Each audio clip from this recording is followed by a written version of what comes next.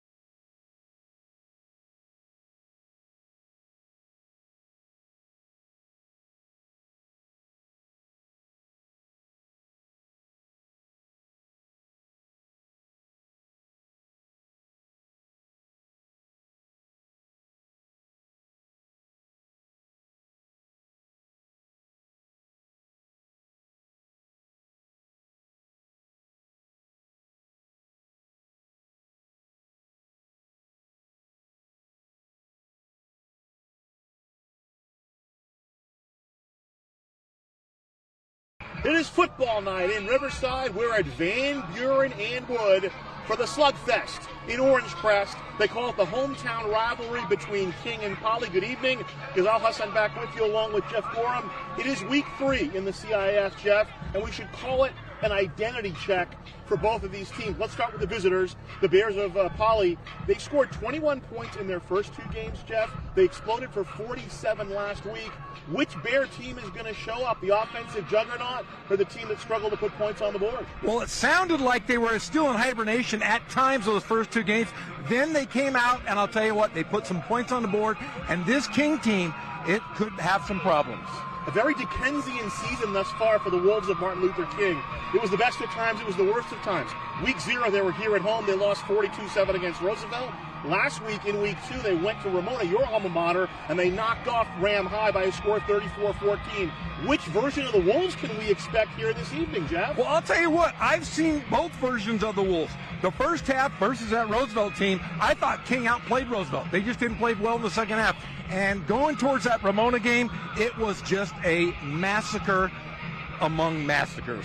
Rivalry game in the city Riverside. What else could you ask for, Jeff? It's the Wolves and the Bears coming up next, the CIF on Riverside TV.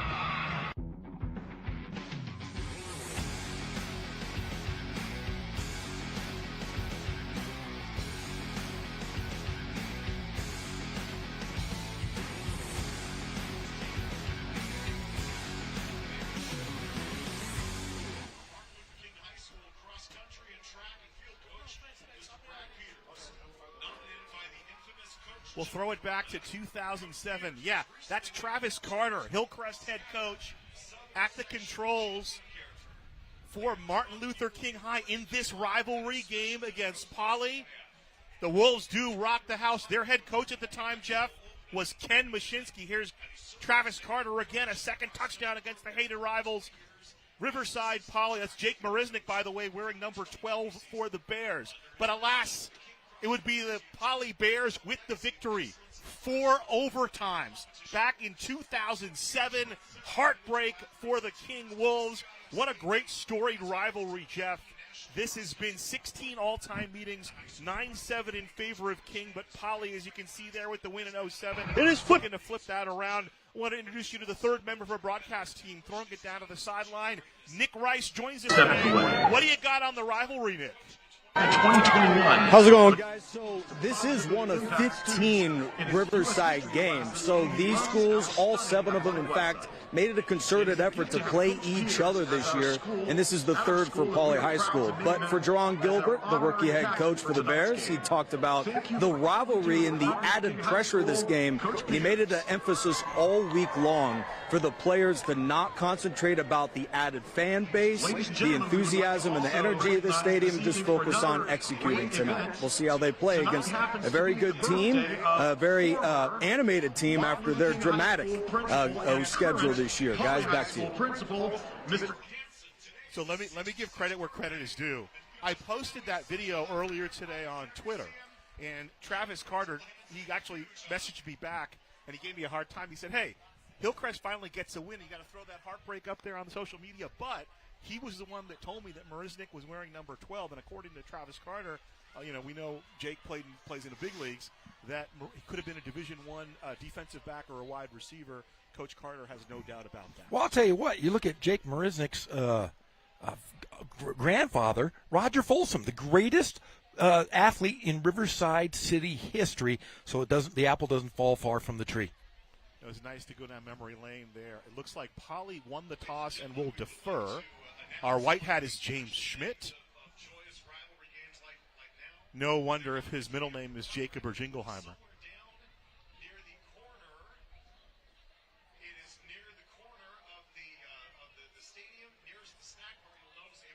So Poly wins the toss. They defer, which means King likely will take the football. Well, anyway, welcome back. Ghazal Hassan with you along with Jeff Gorham. The hometown rivalry, they're calling it, Jeff. I like to call it the Slugfest at Orange Crest, but that's just me. I like the Slugfest description. What do you think? I mean, rivalry games, generally, you throw the numbers out. Is that going to be the case tonight? Well, they're high school kids, Ghazal. They're going to play up. They're going to play down. We've seen both of these teams play up and down this year. It's just a matter of who's not going to make the most mistakes and who is going to be ready under these big lights. We were talking with Jerron Gilbert before the game, and he said, hey, I'm not going to lie to him and tell him it's just another game. But I also want him to not let the emotions get the better of him. Use it. Don't let it get the better of you. Understand that we got a job to do. And their offense looked a lot better last week. They put 47 points on the board in that crazy game at Sultana. Yeah, I mean, you got to think they beat a very good Ramona team to start this season off. And then they took a little bit of a lump. And then, wow, I'll tell you what, Martin Luther King last week came out and just put on a show against Ramona. And it wasn't even close. I hate to say it, but it was a massacre. I said it in the opening. But, Coach Mush will get those Rams going here by week 5 or 6. They'll be ready to go. But right now, King's riding this wave of, this confidence. Let's see if they can do it against the Bears. Everybody in Riverside wants to beat the Bears. Keys Furra back with Alexander Suarez. Talon Samaski kicks off for Poly as we're about to get underway. Orange shirts for the Bears, the home whites for the Wolves. Touchback. Flag comes in as well. It was over on the sideline. Oh, it looks like they warned the players. They've got to get back. Coach Getback not doing his job. Coach Getback. Most people know every high school team has a coach to remind the players to stay off the sideline. They affectionately call him Coach Getback. Well, I think that was just a warning. Yes, it was. But was it the final warning, Jeff? A penalty. You have kids. Do you give them a last warning? You got to give them a warning. But I just saw Coach McMahon say get back. So he doesn't have the right get back coach yet. Well, he's the head coach, so he's not really Coach Getback. Maybe Coach Getback didn't do his job. Joshua Harper at the controls for King. They go 2-by-2. Here's the throw. Robert George sits down at about the 26-yard line. Check that 24-yard line. So give him about a 4-yard completion. Robert George, the senior.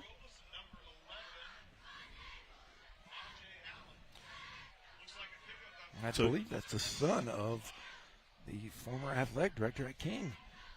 DeMaje Allen with the tackle along with Paul Robles for Poly. Paul Robles the third. Here's the give up the middle. A little bit of space and ridden down at the 44-yard line.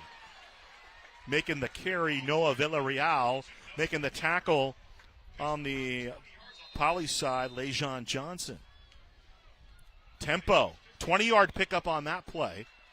And now they'll swing it right back outside into Poly territory. Taking the ball is Villarreal on the swing pass.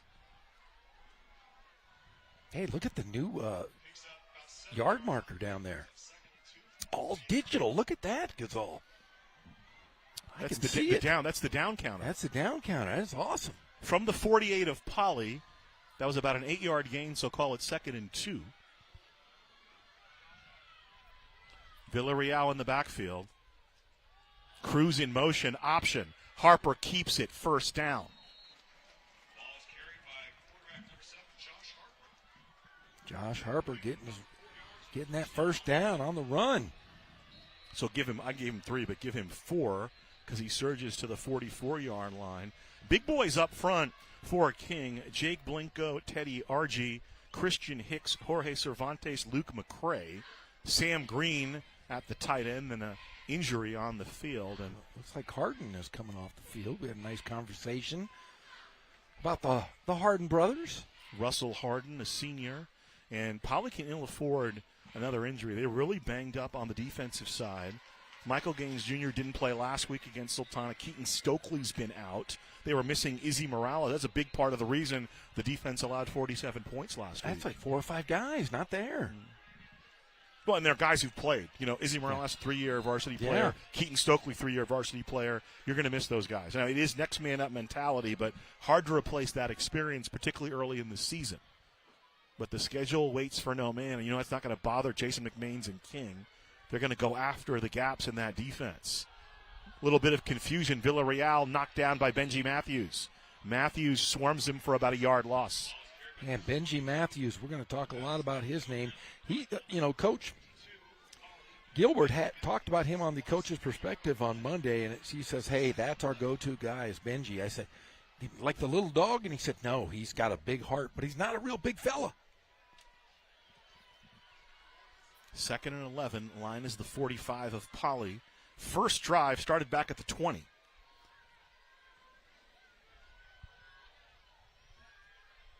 Harper, one of those guys, another 3-year player in the program. Villarreal running right.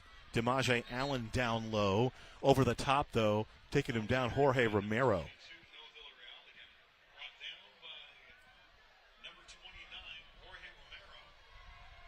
So 3rd down coming up. So Jerron Gilbert runs the defense, allowing 22.3 points a game. Last week was the big week. They gave up nearly 600 yards. They want to dial that back this week. Harper to throw on 3rd down. Over the middle, he's got a man. Juarez, it looks like Juarez at about the 38-yard line. That'd be short of a first down.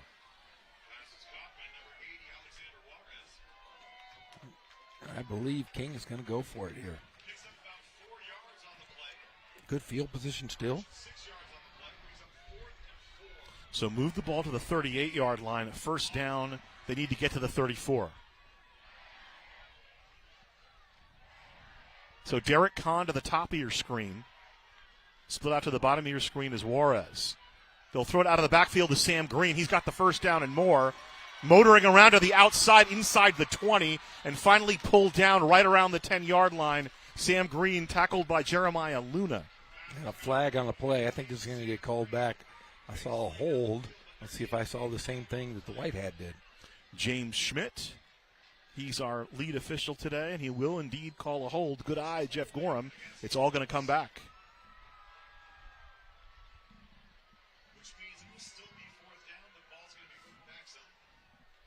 So do you punt it here, Jeff? Nope, got to go for it. Well, let's see here. No, I punted. I'm sorry, I didn't realize that was getting that back that far. Yeah, I punted, pin him up against their own end zone. Now Harper is the punter.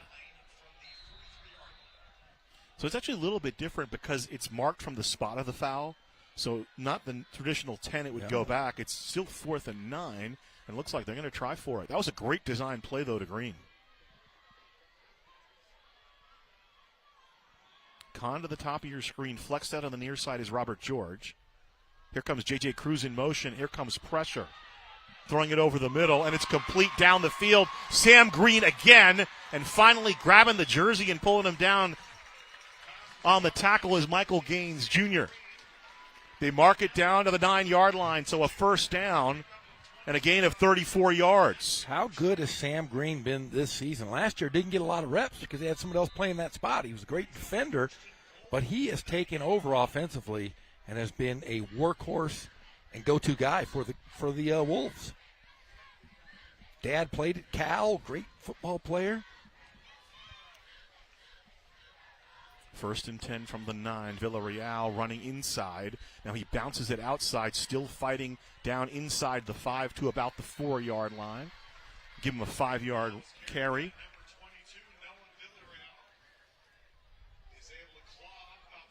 Cupertino Herrera was one of the guys chasing him before he got mixed into the scrim. So second down and goal coming up.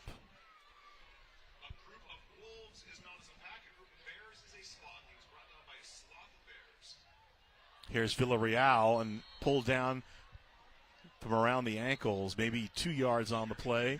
Your friend Benji Matthews makes the tackle. And Benji Matthews' helmet popped off. So he's going to have to leave the game for a play. So let's see what they do here. Their top D lineman now is out. Villarreal again running the ball inside. Is he in? No signal as of yet. They're going to say he's down. So it's going to be fourth down. 4th and inches from that goal line. They went for it once. They'll do it again. Harper from the pistol. Villarreal, and he is in. Touchdown, Wolves.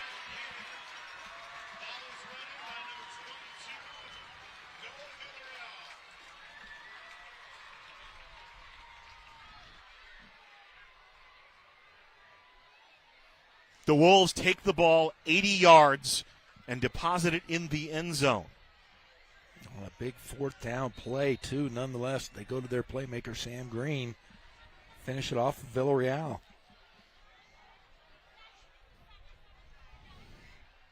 The freshman kicker nails the PAT, and he misses it. So 6-0 as the kick fails. Pretty methodical drive. 12 plays, 80 yards, and they move down the field in 5 minutes and 27 seconds to take a 6-0 lead. Let's throw it down to the sideline to Nick Rice. All right, guys, the Bears defender A.J. Renteria sustained a knee sprain, but it was very slight, so he very likely will return by the next Bears defensive drive, guys. Of course, talking about Renteria, he's talking about Adrian Renteria, who's played very well. He's actually another guy who played as a sophomore. So he's played in this rivalry game a couple of times. In fact, we called Renteria's name quite a bit against Arlington, wasn't it? Yeah. How nice is it to see all these Riverside teams playing each other, though, early? I love it. Well, especially, in this game, a lot of these players probably grew up playing youth football in the same neighborhoods. Of course they did. And it's great. It's great to see. They're not going out to the deserts anymore. They're playing the local schools. They want to see who the best there is in the city.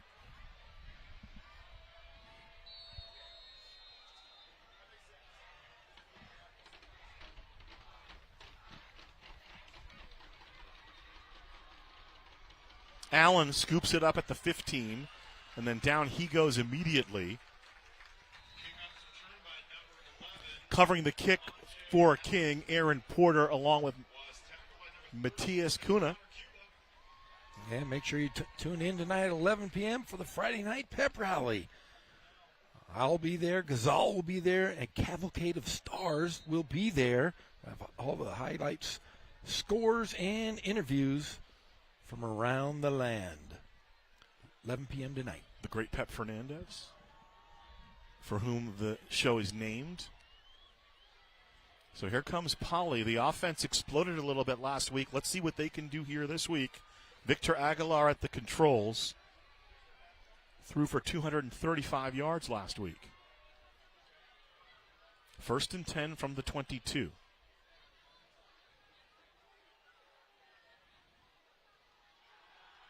Throwing to the outside, nearly picked off. Advancing on the play, Julian Leyva, the receiver, fell down. Intended receiver looked like Johnny Monforti. Leyva went right over the top, though. That was a fair ball.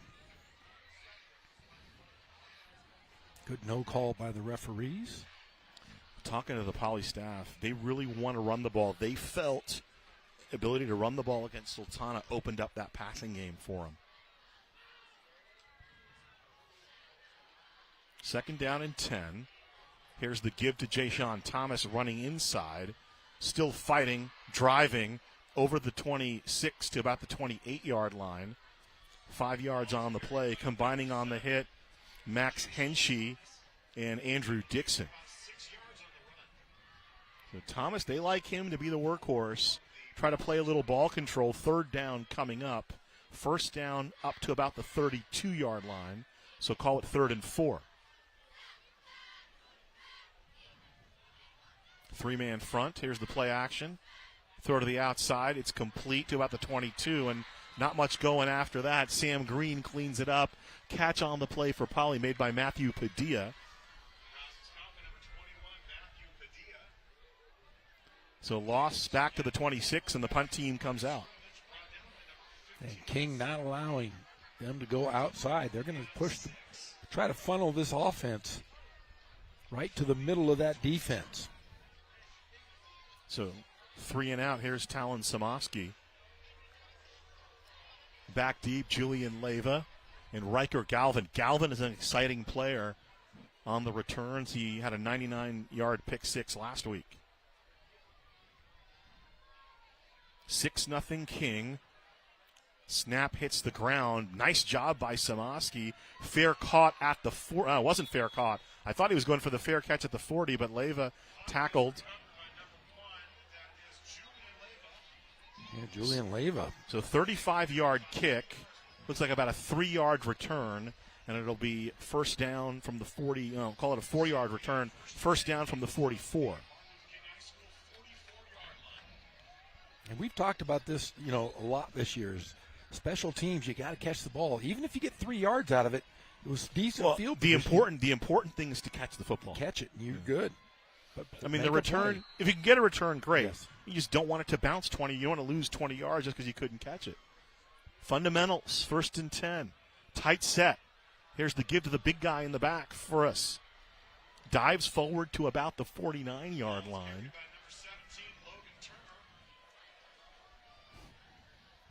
Is that Turner or was that Keys Furra? I think it was not Turner. Yeah, it was 12, not 7. Never doubt yourself. 4 yards on the play.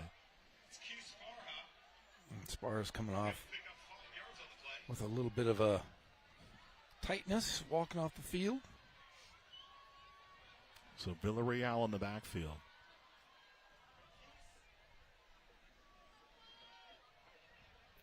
Green, the tight end, on the far side. You see him kind of facing the camera right now as Harper looks back. Jason McMains runs the offense for King, and now a timeout will be whistled. Looks like Jason McMains will talk it over. Interesting history, both these teams. 16 all-time meetings, 9-7 in favor of Martin Luther King High. The Wolves have won the last 2 and 5 of their last 7 in this rivalry. So a dynasty in this rivalry, King has been. Well, they split the last 4. King was on that 3-game win streak from 2015 to 2017. And then they've split the last 4. Riverside Poly won 2, one in dramatic fashion. Remember that run? And then the last 2 years, though, King has been dominant. They've won the game by a combined score. I think it was 38-7 last year, 34-7 the year before. So 72-14, King the last 2 years. They've dominated. That is a dominant score right there. But, I mean, the history, these two teams were together in the Ivy, and they were together for a couple of years in the Big 8 before Poly and North both moved to the Inland Valley League. It's really interesting, the history going back. That old, because King started in the Sunkist and they moved to the Ivy, and now they're in that Big West, upper, lower, whatever. But what a packed house. You got both end zones filled, both bleachers. It is a packed house here at King. 2nd down and 5. First time out exhausted. Villarreal running left. He'll have the 1st down as he puts his shoulder down over the 45-yard line into Poly territory. Making the tackle on the play for Poly is Jeremiah Luna.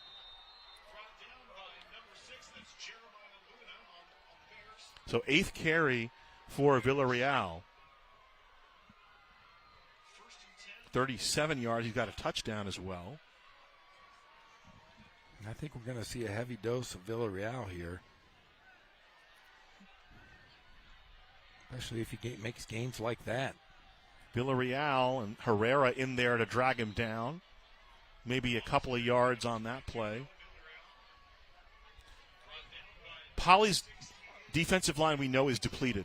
They're missing They're missing Keaton Stokely, their main guy. So if you're Jason McMahon, strategically, you like your offensive line. You line him up. You knock the snot out of him. 3 yards in a cloud of dust. You're fine with it. Yeah, and you chew up a lot of clock. They opened it up against Ramona a little bit last week. Play action. Harper looking. This is Sam Green. Green fighting to the 36, kind of suplexed back. On the tackle for Poly, young Devin Harden, the young sophomore. Got a chance to talk to his dad before the game. His dad played for the CIF championship under the great Mike Churchill. Had a nice talk about him, their family's visit. Mike Churchill, longtime coach at Poly, RCC, dear friend. So just short of the first down to the 36, it's 3rd and 1. Villarreal, the first down and more. He'll traverse up to the 30-yard line. Luna in on the hit, along with Cupertino Herrera. Also knows around the football, young Michael Gaines Jr. I remember Michael Gaines Jr. running around as an infant at Norte Vista games for years. Yeah. I'd see him all over the campus. I'd say, get off the campus, little Gaines. Between Little Gaines and Baby Batdorf, you saw everybody. Oh, there's always little kids running around over at Novi. 1st and 10 from the 30. Option. Harper keeping it. About 5 yards on the play. Izzy Morales in on the hit, so he's back. Nice little option there. I think he wanted to pitch it. There was no one to pitch it to. So Harper now 2 carries for 8 yards. 2nd and 6 coming up as the clock ticks down towards a minute remaining in the first quarter. Thanks for joining us on Riverside TV. Ghazal Hassan with you along with Jeff Gorham, Nick Rice down on the sideline, and our entire award-winning Riverside TV crew.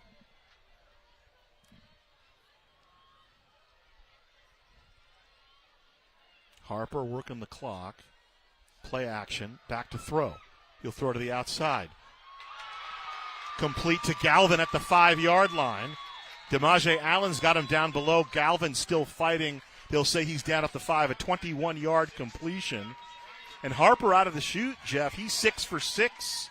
And I'll tell you what, he is looking sharp. I mean, that was a perfect throw. 79 yards on the first 6 completions. Harper hot as a pistol. The ball gets down to the 21-yard line, so Galvin's first reception. Threw that off his back foot. 1st and goal coming up from the 5. Good ground level shot there.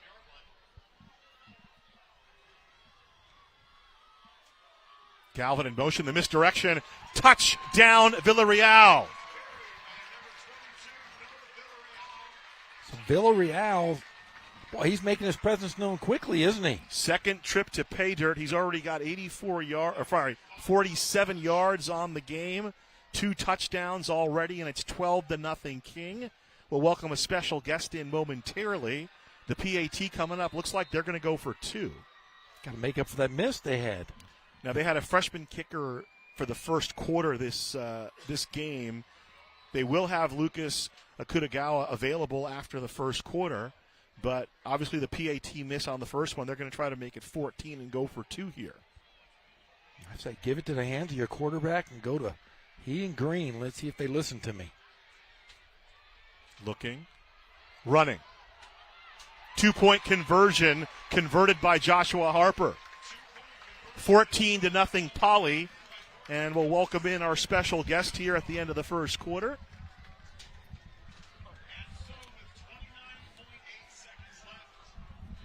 Kickoff coming up here on Van Buren and Wood.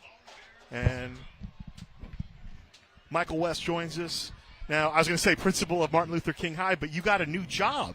Yeah, rumor has it I'm no longer out here in Riverside working. I'm out at the CIF Southern Section office. Yeah, the new president of the CIF, and it's funny. They say when you're around broadcasting, you're around sports, it's the relationships.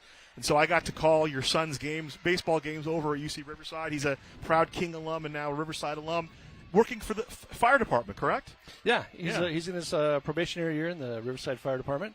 Been fortunate to get there, and he's doing well so far, so it's been great. Congratulations, Kevin West, and his dad now got a new job, so it's nice. He has the security. Yep.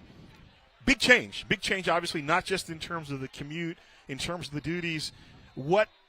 I guess I'll play the role of your wife in this one. What possessed you to apply for that job, sir? Well, that's a great question. I've been involved in athletics my entire career. Started as an athletic trainer, as an athletic director, opening Chino Hills High School, being involved with that, and then that led me actually to being on the executive committee of the Southern Section. So I get to do a lot of the political stuff and get to know a lot of people in that realm. And then when Rob Wygod said that he was thinking about retiring, it just got my wheels spinning as far as, hey, is this something that I want to do as a kind of a final career change and an opportunity for me to do something that I've got a passion for, and I was very fortunate enough to be selected. Now, it sounds like a glamorous position, but there's a lot of organization that you have to do, and there's kind of probably a lot of just overseeing as we get a look at the kick return. Good kick return into King territory for Poly. Demaje Allen brings it back, and advantageous position for Poly, but you're back in the house now. What are some of the duties you've already assumed? I know there was a bit of a transition period. What's your day-to-day now? Well, I'm in the office very early. I try to beat the traffic as best I can coming from here. There's a lot of the assistant commissioners do most of the transfer paperwork and try to deal with those types of things. I'm dealing with things that are potential appeals, those types of things.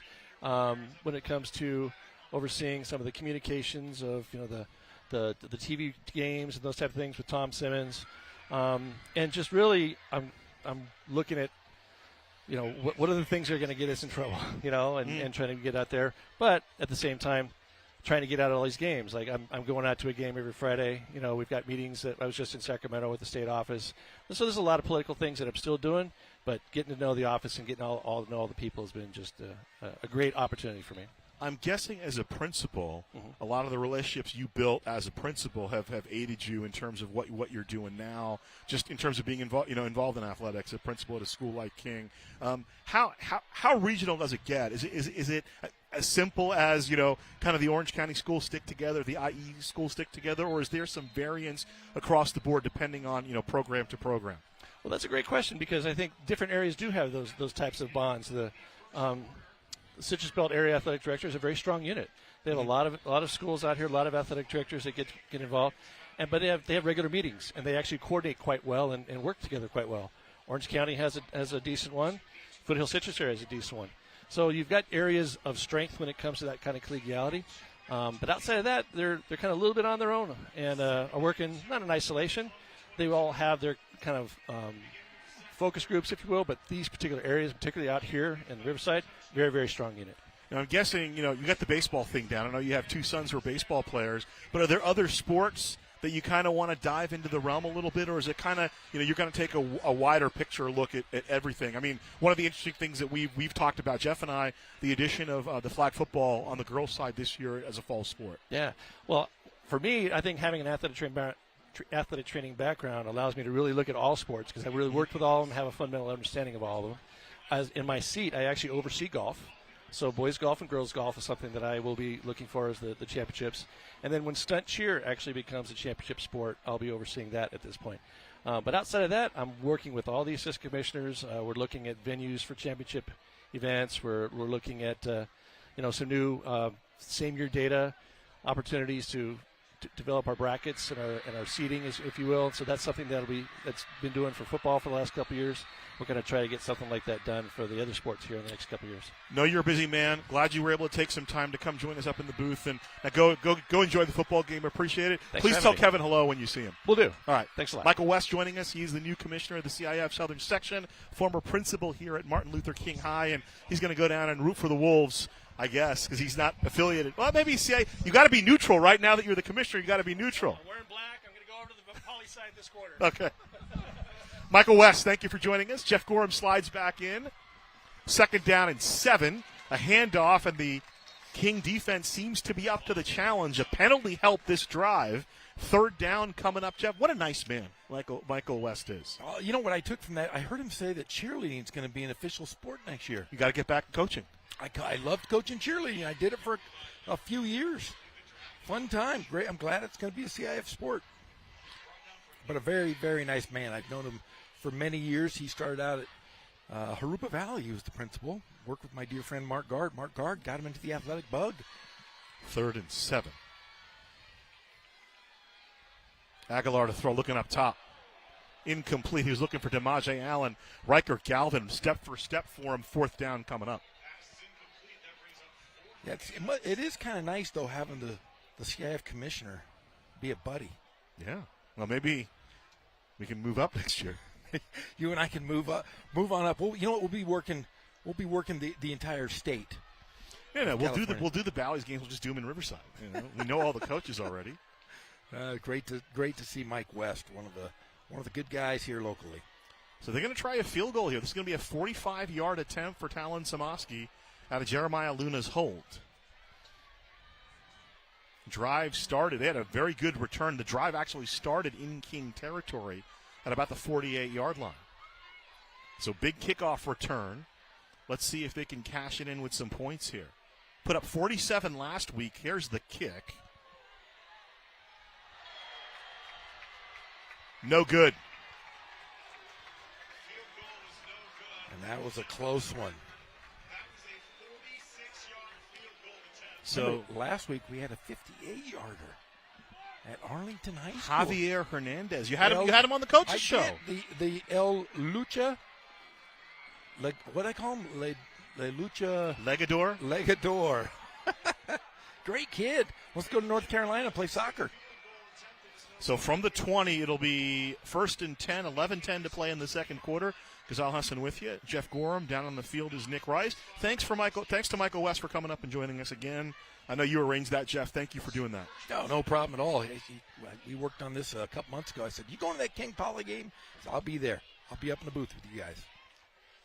Low snap.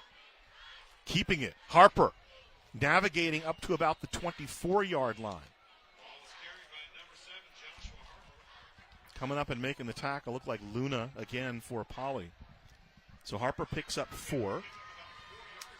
2nd and 6. Looked like a bit of a broken play in the backfield. So it looks like, I thought it was going to be Poly doing the ball control. Looks like Jason McMahon's content to keep it on the ground. He's thrown the ball a few times, but they're really grinding it out on the ground. Great view from our field level. Here's the give to Farha, and he gets near a 1st down. Getting his nose in there for Poly is Jorge Romero, so give him about 5. Farha walking right behind his big offensive lineman there. That's exactly what you're supposed to do. You don't have to be the fastest guy out there. You just got to be the smartest. McCray, Cervantes, Hicks, Belinko, and Teddy Argy. They gave him the 1st down up to the 30, so 1st and 10 for the Wolves. They already lead 14-0. Farha again wrestled down after about a 5-yard pickup, making the tackle. James Rubio for the Bears. I would love to see Jason McMahon's attack that middle of the field. Receivers now, in the olden days, you could never go across the middle. Nowadays, hey, it's kind of promoted coming across the middle. You got 2 big size tight ends. Use those guys across the middle. Throw it up for a jump ball.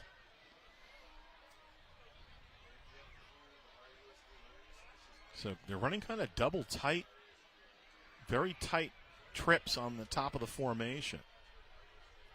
Farha dancing breaks the 1st tackle and then up near another 1st down. Michael Gaines Jr. in on the tackle along with Lejon Johnson just short of the 1st down.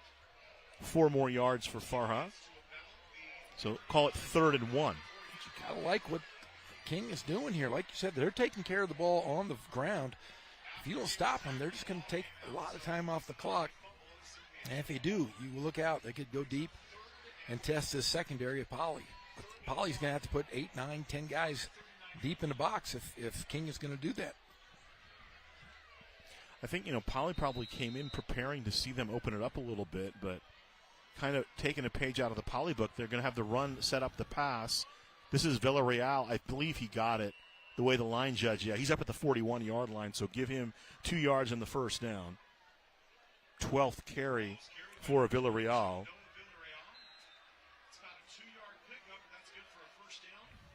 52 yards on 12 carries as King goes tempo.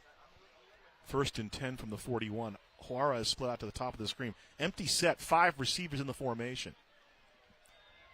Quickly out of his hands to guess who, Sam Green. Tackled right on top of that painted bear visage at midfield. It's an 8-yard pickup, 3rd down and short coming up. And Harper has yet to throw an incompletion. He is 7 for 7 so far for 87 yards. We have a timeout on the field. We'll throw it down to Nick Rice. He's got an injury update for us on 3rd down here. Well, guys, it begins with the storyline going into this game because last year, King, in their dominant win against Poly, outgained the Bears on the ground 97 to -7. So they really controlled the trenches throughout. Fast forward to this year, Poly not only injured coming into the game, but their front 7 took a hit with A.J. Renteria. He, had a setback after it looked like he was ready to come back into the first quarter, the knee sprain.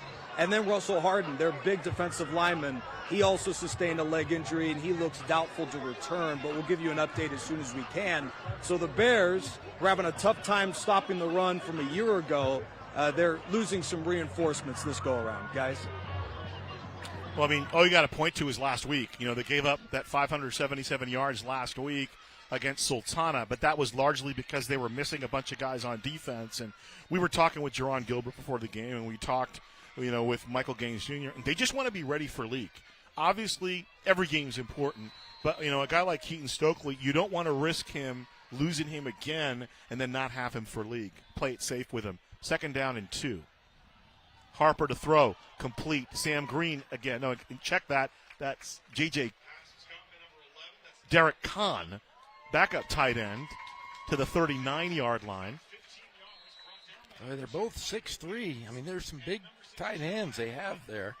6'2", 6'3".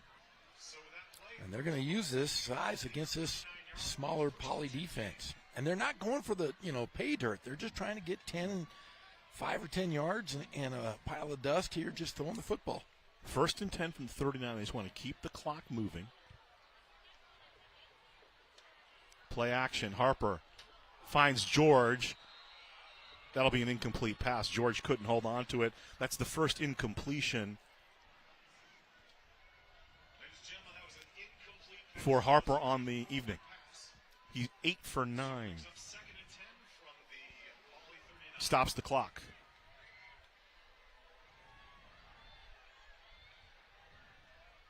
King got the ball to start the game. Poly deferred. They'll get to start the second half. But right now they're looking at a 14-0 deficit, and here come the Wolves. A lot of guys on that field from Poly. Let's see if they've... the last guy just ran off. 2nd down. Villarreal right side. 5. Still churning the leg, still surging. They'll mark him to 34-yard line, so 5 more yards for Villarreal. And they'll continue to do this, Gazal. If they can get 5 yards in every play, why throw the football if you're being this dominant carrying the ball? Defensive line, Nick Rice pointed out, for Poly already depleted and now further depleted. You lost Harden, you lost Renteria.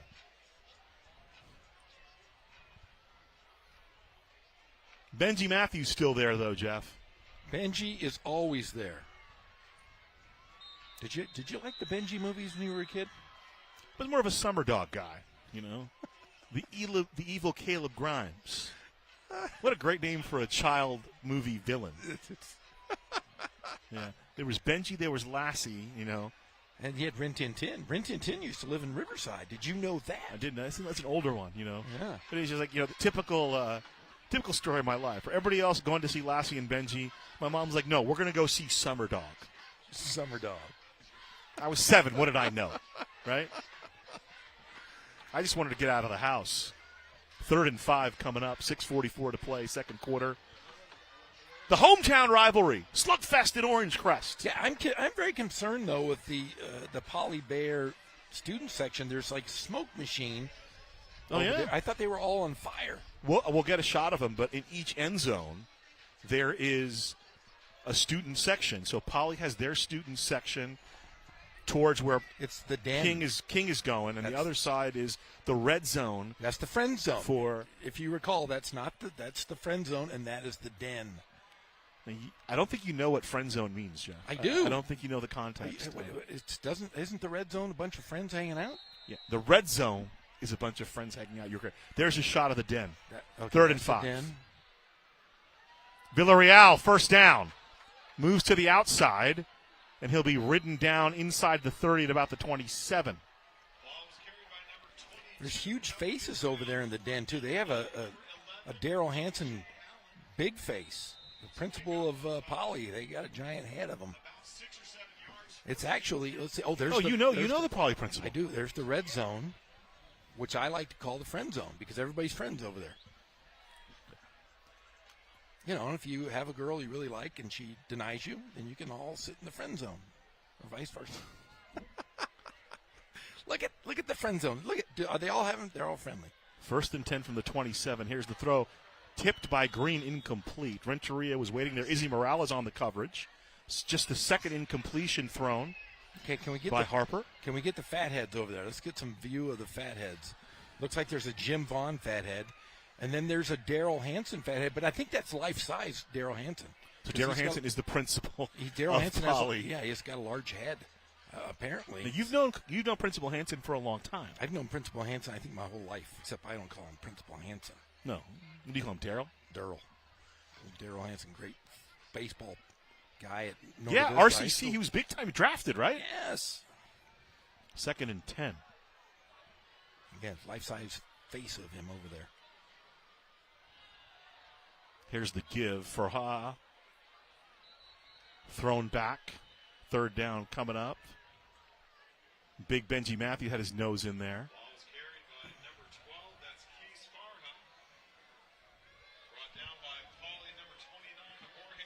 So they'll mark it back about a yard loss on the play. 3rd and 11 coming up. This has got to be 4-down territory, no, Jeff? You have to. Although Lucas Akutagawa is available now, second quarter.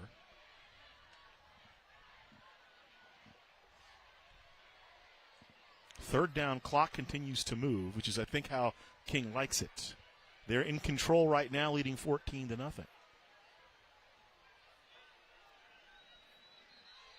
Man in motion. All apologies to John Parr. Did you ever see St. Elmo's Fire, Jeff? Of course I did. Ali Sheedy. Rob Lowe in his finest. 5-yard Jamie penalty Moore. on Poly. Andrew to McCarthy. me. That's right. It's before she did Ghost, right? Yes. 3rd down and 6. Line is the 23. It was right after she did Better Off Dead. I just remember the song was on the radio all the time. John Parr. I'll be your man in motion. I'm surprised that more NFL teams don't use it as a marketing ploy in stadiums. Here's the blitz, and here's the sack.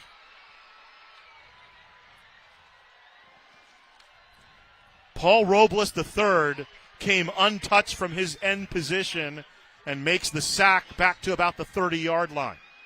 You know what he gave him? The anaconda squeeze. Did you see that? He wrapped him up and squeezed him. 7-yard loss on the play, just comes untouched off the edge. That's like those old NFL films I should have done by John Facenda. John Facenda. The Pittsburgh Steelers. The frozen tundra. L.C. Greenwood. 4th and 16 from the 33 as we near 4 minutes to play in the first half. So a stand by the Poly defense. They're going to go for it here, 4th and 16. Harper. Chased. Harper's going to launch it into the end zone. Does he have a man? He had a man, but incomplete. Ball over on downs to the Bears. The ball's just a bit outside the J.J. range. Cruz, the intended receiver. And I know I annoyed everybody in week one just talking about, Jerron Gilbert played for Rex Ryan. That blitz was a Rex Ryan-style blitz when they had Paul Robles come in terms of that pressure. So you can credit Rex Ryan. No, I credit Jerron Gilbert, but I'm just saying it's a style, Well, he got the style from Rex Ryan. He played for a bunch of players. It's only one. Played for Dick Tomey in college. Look at that. San Jose State. There's a close look. Everybody there, friends. They're all friends. Friends of. First and 10 from the 33 for Poly. Can the Bears muster a little bit of resistance? Aguilar pumps. Aguilar being chased now. Aguilar escorted out of bounds by the big fella Christian Hicks. Hicks, another 3-year starter on offense and defense. We were talking to Jason McMains before the game. He said, loves the kid, but he's trying to, nobody likes load management, but he's playing on both sides. He'd like to have him play more exclusively on offense, but they need him on defense, so you got to rotate him. Double nickel. That's my new nickname for him. 55, Sammy Hagar. He can't drive 55. He's from Fontana. 2nd and 10. I think he's Billy Cardosi's buddy. Driving and crying. Here's the give. That was a shot. The end around to Kai Allams, and he's brought down. Big hit. Big game hunter, Kaleo Brown in on the hit. Kaleo Brown gave him a shot. That's one you're going to feel later on. You might feel it later on while he's watching the pep rally tonight at 11 p.m. Now can the King defense, Javez Robinson, the coordinator for King, can he get Poly off the field? Aguilar gets hit, throws, gets complete. Fighting and getting the first down. I didn't see him there. I just thought he threw it up in the air. There was a guy standing right underneath it, uncovered. Matt Henry, and they'll move the sticks. Henry up to the 43-yard line. So Aguilar, his second completion. First catch for Henry. Moved to the 44-yard line. Under 3 minutes to play in the first half. At halftime, Nick Rice will have one of the two coaches. I don't know which one. You ever watch the Mickey Mouse Club when you were a kid? Of course I did. Surprise the Day. The original Mickey Mouse. Yeah, Surprise Day. Anything can happen, and it usually does. Yes. That's what happened with Nick Rice. 1st and 10. Bad snap. Racing back is Aguilar. He falls on it. Chasing him down was Connor Cuba. So a big loss back to the 21-yard line, 23 yards, and we've talked about the snap a number of times. It's just an inopportune time for the snap to go awry. Every game we've called so far this year, there has been shenanigans at center. I'm telling you, I'm going to start a clinic. I'm going to come out here on a Saturday morning. Johnny, he does a lot of rehearsals, actor. Yeah. Teach him a long snap. I'm going to teach him. Bring him to Novi and have him in the, in that long snapping area. I showed you the long snap. You did. That's some inside football there. You have to hike it into a dryer about 50 feet away. And that's. I mean, you weren't Joshua with me. That's seriously how they do it. Yes. So they mark it back to the 27. So still a 17-yard loss, pretty significant. Aguilar throwing. He'll step up. He'll launch it down the field. He's got a man. Nearly snared it. He wants interference. That was Kai Allams. And Riker Galvin knotted up. Incomplete. 3rd down coming up. And that's a great call there by. Oh, these could be offsetting because that's a PI and I'm guessing a hold if it's back there. Yeah. Or he could have thrown past. Might have thrown past the line of scrimmage. Yeah, might be illegal forward pass. Let's see. So it looks like we may have 2nd down all over again. James Schmidt, our white hat today. And here's the call. Illegal forward pass on the offense. Pass interference on the defense. So they will offset. Now here's a question, though. Wouldn't that be cool if we could have offsetting fouls in basketball? That'd be What would you do? Jump it up. Yeah, you start over. Yeah. Yeah. Well, here's one. Alternating possession. I'm sorry. You throw past the line of scrimmage. Shouldn't that have null and voided the pass interference? Yeah, that's a very good point. Right? Don't you It's agree? a very good point. That's a very good thought there. I think we should go to the rules committee and discuss that rule. Michael West. Where's Michael West? Get him back up here. Commissioner, we have a new rule. The commish. I'm guessing you're probably a big Michael Chiklis fan. What a great show that was, The Commish. Remember The Commish? I remember The Shield. I remember The Commish. The Shield is a great show. That's a great show. There's also Ben Grimm in Fantastic Four. He's playing Red Orbach in Winning Time. We just got to talk about that. Second down. Allums. Had time, and now he doesn't. Kaleo Brown says hello. Boy, Kaleo Brown has had himself a great defensive stance here just in this series. Showed up there like Danny Aiello showed up in Godfather 2. Michael Corleone says hello. Oh! I say that because I went to school with Danny Aiello's kids. Oh, that's The right. late Danny Aiello, great guy. I never got to know him. My brother, who worked at the mechanic shop, would always change his tires for him. Here's Brown coming in and making the tackle.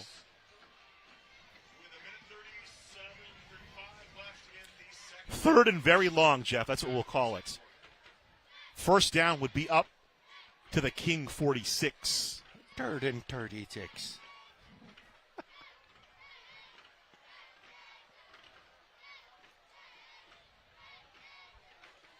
Clock continuing to move. 75 ticks left in the first half.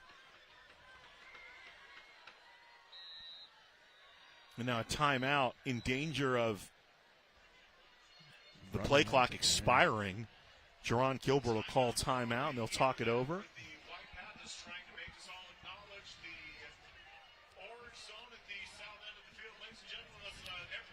14-0 King. 68 ticks left in the first half. He's Jeff Gorham. I'm Ghazal Hassan. Nick Rice is down on the sideline. We got an award-winning Riverside TV crew back in the truck bringing you football night in Riverside on Friday night. And we have a bonus for you. Well, we have a couple of bonuses for you. Yeah. Tonight at 11 o'clock, you tune in, and we have the Friday night pep rally. Pep Fernandez, Jeff Gorham, and a cast of thousands. Kind of like the old Dean Martin roasts.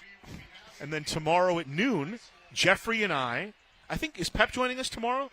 No Pep tomorrow. No Pep Fernandez. So tomorrow at noon, we're back at Wheelock, and it's RCC and Golden West. And it's been a hiatus from Wheelock.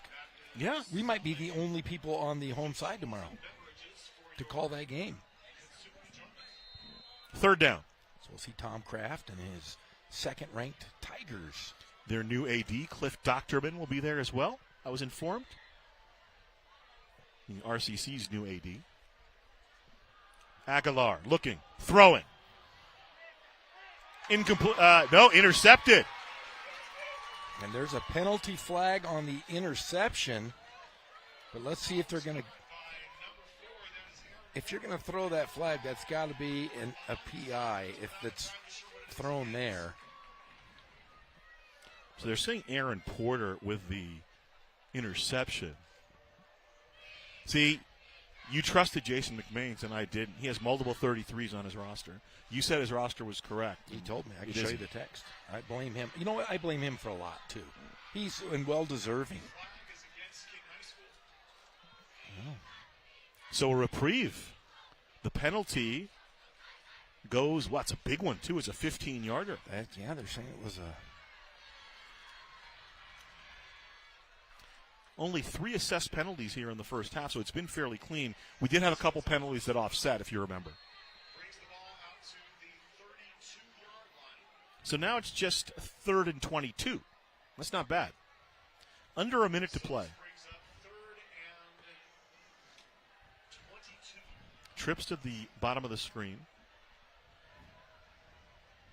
Aguilar will just give it off to Jason Thomas. Thomas, second level, putting the shoulder down, gets the close to a first down, maybe about 4 yards short. He gets all the way to midfield, and the clock will continue to run. 18-yard pickup by Jason Thomas. Boy, he is tough to stop, isn't he? Fourth down. Now a timeout. Looks like King took a timeout. No. Yeah, it was King. King takes the final timeout.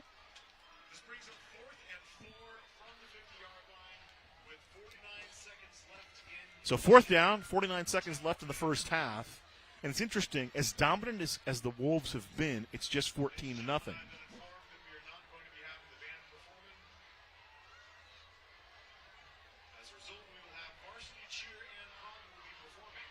So Jack Schmidt. Check that, James Schmidt. I'm thinking of the Phillies, Michael Jack Schmidt. You playing this Immaculate Grid game, Jeff? It's very addictive. What is it? Immaculate Grid. What is that? It's like Wordle for guys like you and me. No, I play. The only game I play on my phone is golf. There's a golf game I play. They give you a grid. It's 3x3, and then you got to pick players from the past. I think you'd be very good at it. Samoski on to punt it away for Poly. Another low snap gets away from Samoski, and he'll just boot it away. Let's see where they rule it. Takes a bounce. Wow. And a little tussle starting. Ball all the way back inside the 10. Multiple flags come out. Got a little bit testy between a Poly Bear and a King Wolf. Well, you know what happened, Gazal, is the ball was kicked. It hit a Poly player, but the referees didn't see it. Oh. And then there was some chicanery going on. Rivalry game, sometimes tempers simmer over. Not endorsing it at all. It's just one of those things that happens. Kind of like somebody making inappropriate comments at Thanksgiving, right? Exactly.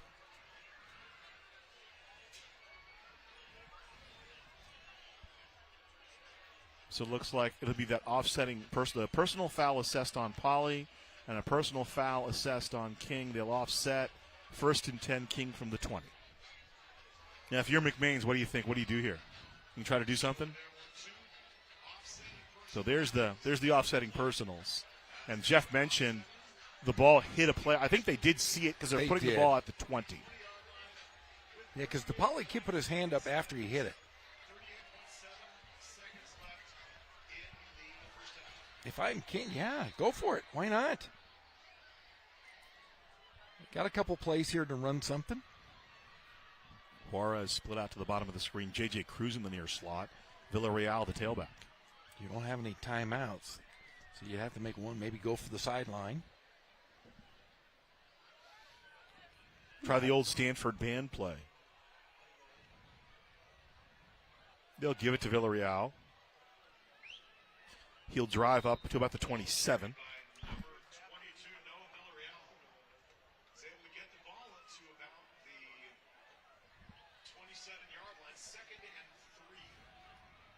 Clock continues to move here, and I think King will be content to go to the locker room up 14-0. Bears start with the ball in the second half, and kind of a fast start for King, but then the game kind of came together, slowed down a little bit, evened out, as they say.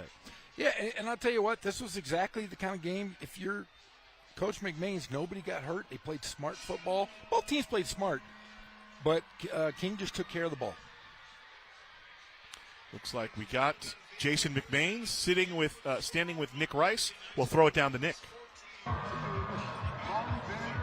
All right, Coach, 2 quarters in the books, and towards the end it got a little interesting, a little sloppy. Your thoughts? Yeah, real sloppy. I'm not really happy with our last 2 drives. I didn't like how it ended back there. But, we just got to build off what we did to start the game, our first 2 drives, and we got to play 4 quarters. I mean, that's got to be the big key for us. Seems like the running game is kind of like your bread and butter. You guys have been going to that route all year, and it seemed like you guys stuck to that in the first half. Yeah, it's definitely been a point of emphasis for us. We got to establish the run game, and obviously it sets up a lot more in our passing game with our play action and all that stuff. Coach, best of luck in the second half. Thank you so much. All right, guys. We've heard from Jason McMains. Jeff, if you're Jerron Gilbert, what are you telling your team?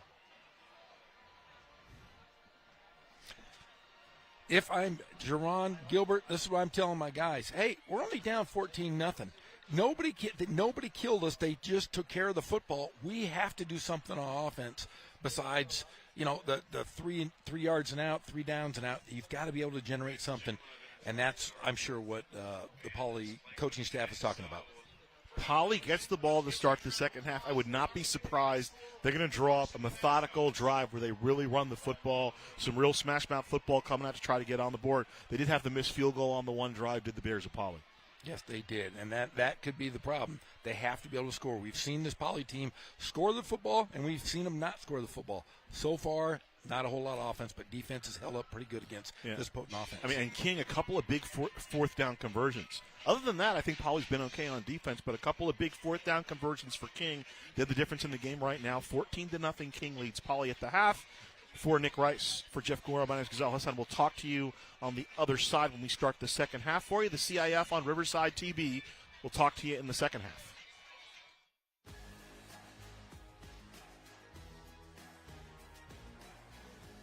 High school sports are one of the things that make living in California so great. But sometimes the behavior in the stands can overshadow our achievements on the field. I love it when my parents show up for me.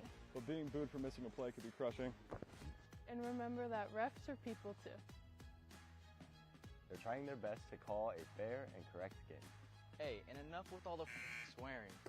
No one should feel insulted or ashamed because of their race, ethnicity, or gender. We should be able to hold our heads high after the match, win or lose.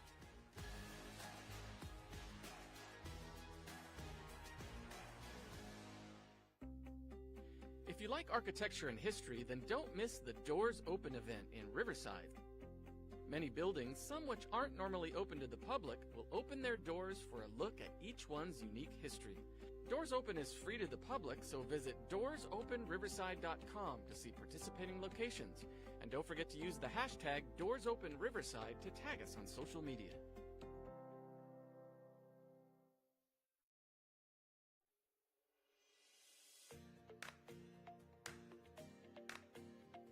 The City of Riverside Public Works Department provides high-quality trash and recycling services for our customers. Our convenient curbside trash collection services help promote a clean and healthy Riverside. But what do you do when you have items too big or heavy for your can? That's where our bulky item pickup service can help. Before you call for help with your bulky items, be aware that not all items are acceptable for our free curbside service. Furniture, tree trimmings that are properly bundled and no longer than 36 inches, water heaters, and other non-hazardous materials are fine for curbside pickup. Appliances containing freons such as refrigerators, freezers, and room air conditioners may also be picked up curbside by separate appointment. Unacceptable items include hazardous waste, antifreeze, paints, filters, and tires. We also cannot pick up electronic waste such as computer monitors and televisions, or fluorescent bulbs and household batteries. Construction or demolition materials such as scrap wood, metal, concrete, doors, and drywall are also not accepted. These items may be dropped off in person for no cost at the Agua Mansa transfer station or at one of our Clean Up Riverside events. For more information and the current schedule for these drop-off events, please visit riversideca.gov/cleanupriverside or call 951-826-5311, your one-stop shop for city services. To schedule a bulky item pickup, first call your service provider for an appointment. On the day of your appointment, please make sure that your items are curbside by 5:30 a.m. You may have up to 5 items picked up at each service call. If you have an appliance containing freon, please call the Appliance Recycling Center of America at 1-800-654-2722 for your free pickup appointment. RPU customers may even qualify for a rebate. Visit riversidepublicutilities.com for information on current residential rebate programs. To find out more about the City of Riverside trash services or our Clean Up Riverside events, visit the Public Works website at riversideca.gov/publicworks.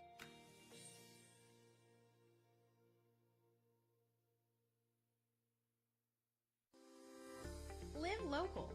Help support your favorite businesses with the Shop Riverside Community Card. With over 200 Riverside businesses giving exclusive discounts and offers to community card holders, there's something for everyone. Participating organizations sell these cards for only $15 each, with $10 going straight back to the organization itself, making the Shop Riverside Community Card a fantastic way to support your favorite local group. For more information about the Shop Riverside community card and to find participating businesses, please visit shopriversidenow.com. And don't forget to live local. Shop Riverside.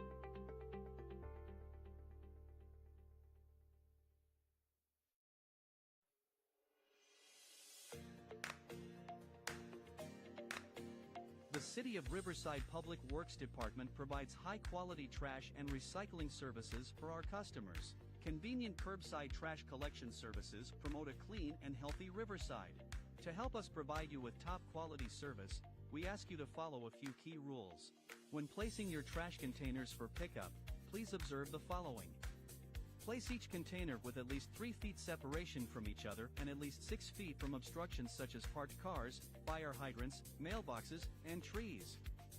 Your bin should be placed at the curb no later than 5:30 a.m. on your collection day with the arrow on the lid pointed toward the street to ensure your bins get emptied.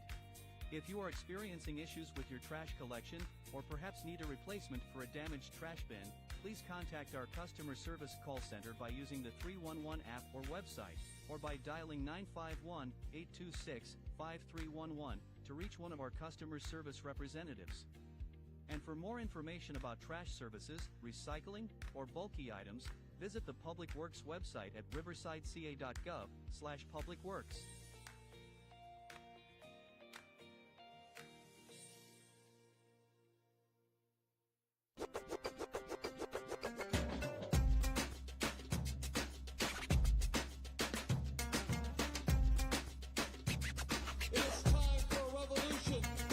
I'm Cheech Marin, and we're inviting you to reserve your spot for the inaugural showing of Cheech Collects. So get your tickets today. We're looking for you.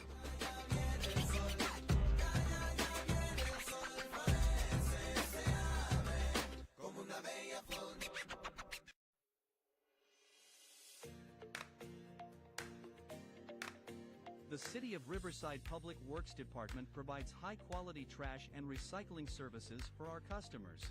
Convenient curbside trash collection services promote a clean and healthy Riverside. To help us provide you with top-quality service, we ask you to follow a few key rules. There are 3 different containers for your trash.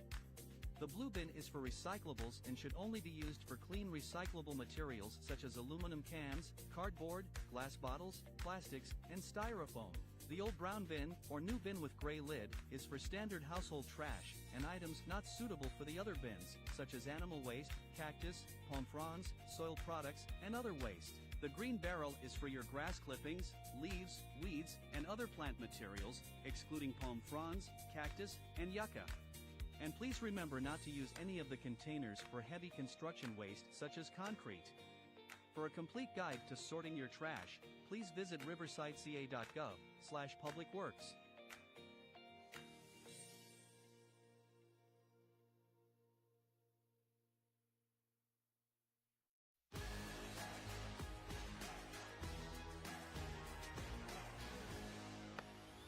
High school sports are one of the things that make living in California so great.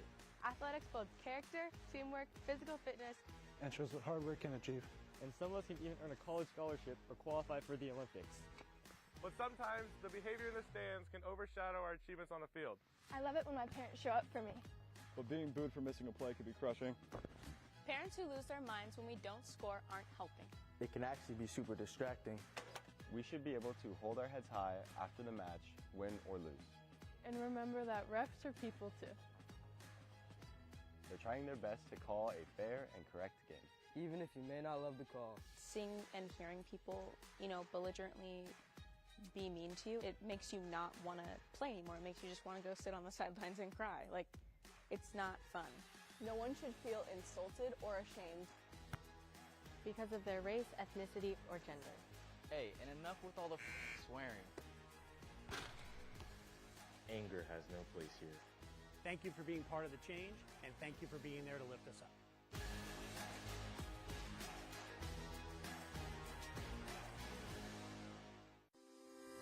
Live local. Help support your favorite businesses with the Shop Riverside community card. With over 200 Riverside businesses giving exclusive discounts and offers to community card holders, there's something for everyone. Participating organizations sell these cards for only $15 each, with $10 going straight back to the organization itself, making the Shop Riverside Community Card a fantastic way to support your favorite local group. For more information about the Shop Riverside Community Card and to find participating businesses, please visit shopriversidenow.com. And don't forget to live local. Shop Riverside.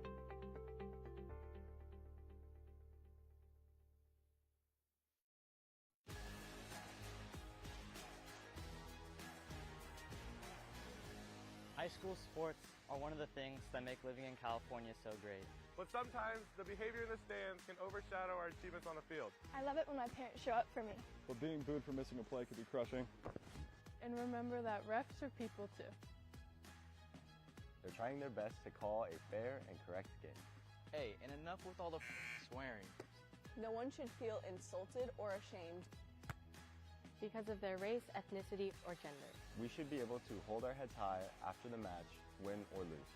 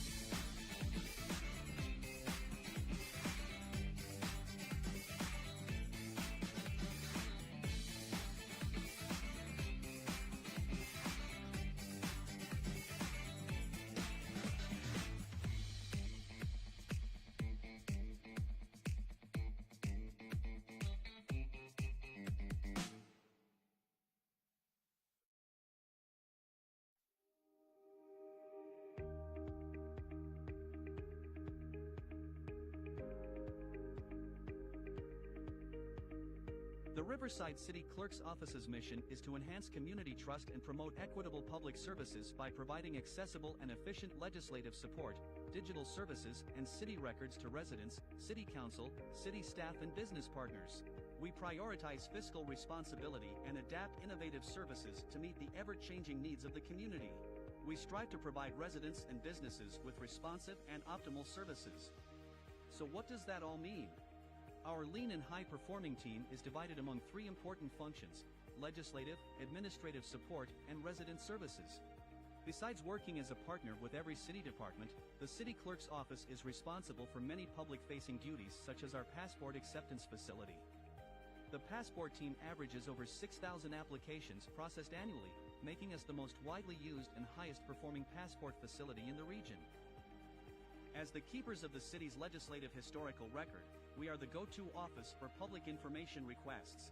On average, our office fulfills over 1,600 requests a year with a 3-day average response time, much faster than the 10 days required by state law. Every 10 years after the U.S. Census, the city is required to redraw its ward boundaries to ensure equal representation, and the city clerk's office is an integral part of that effort. In 2022 and 23, we hosted and attended 40 community meetings to gather input from our residents on how we should reshape Riverside. Visit reshaperiverside.com to find out more about this process and to learn about Riverside's new ward boundaries. The city clerk's office is also responsible for municipal elections, as well as the onboarding and swearing in of all newly elected council members and newly appointed board and commission members. Our office processes all applications for new members and provides annual training for the city's legislative bodies. We provide staff and legislative support for 8 of the city's 18 boards and commissions. The city clerk's office also provides agenda processing for city council and committees, as well as the boards and commissions that we support, averaging over 200 agendas processed per year. As the City of Riverside's filing officer, the city clerk is responsible for processing financial disclosure forms for public officials as well as routing contracts for execution. All this work would not be possible without our dedicated team. City clerks truly are the grease that keep the wheels of municipal government turning, and our office is here to support Riverside's residents by ensuring that the decision-making process is transparent to the public, complies with federal, state, and local regulations, and is properly recorded. If you have a public records request, want to know more about the city's legislative history, or have an interest in running for public office, the Riverside City Clerk's team is here for you. To find out more, please visit riversideca.gov/cityclerk.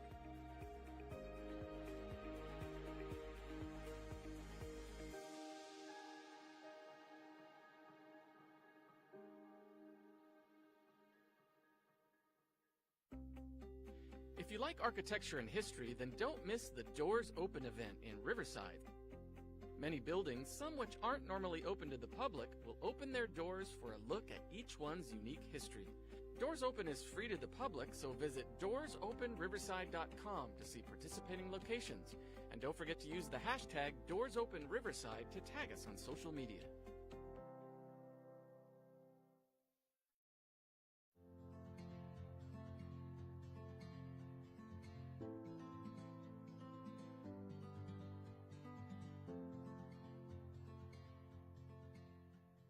So today we're standing here in front of the Grandmother's Mural, and this is a mural done by an artist named Denise Silva, who is a fantastic artist in our community.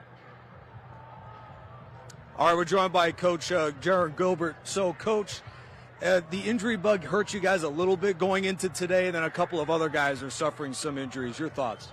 You know, the guys that are in right now just need to step up and do what their coach should do and be physical. You fight injuries every week, every season. You're going to have guys go down. We got to figure out a way to win, and that's simply put. How do you guys put together a good second half game plan while still obviously the main goal performing well in league in a couple weeks? The only focus is right now, the next play. Simple as that. I'm not worried about league. I'm not worried about any of that right now. It's winning the next play. And then after that play, it'll be on to the next play. Coach, best of luck. All right, guys, that's Coach Gilbert. Back to you guys. Thanks, Nick. Thanks, Coach Jaron Gilbert. And, you know, real simple message. And he's 100% right. Next play. Just what's on tap for the next play. He's got a plan. You know, he's a coach. He's got a game plan offensively and defensively. But it's snap to snap at this point. It is. And if you can win those snaps, then those are small victories. If you can continue to do it here in the second half, you're only down 14. It's not like you're down 35-0. You're down 14. A couple good plays here and there, and you can get right back in this. And like Coach Gilbert said, you just have to be ready for the next play. We talked about it in the first half, Jeff, how this game is going to be an identity check for both teams.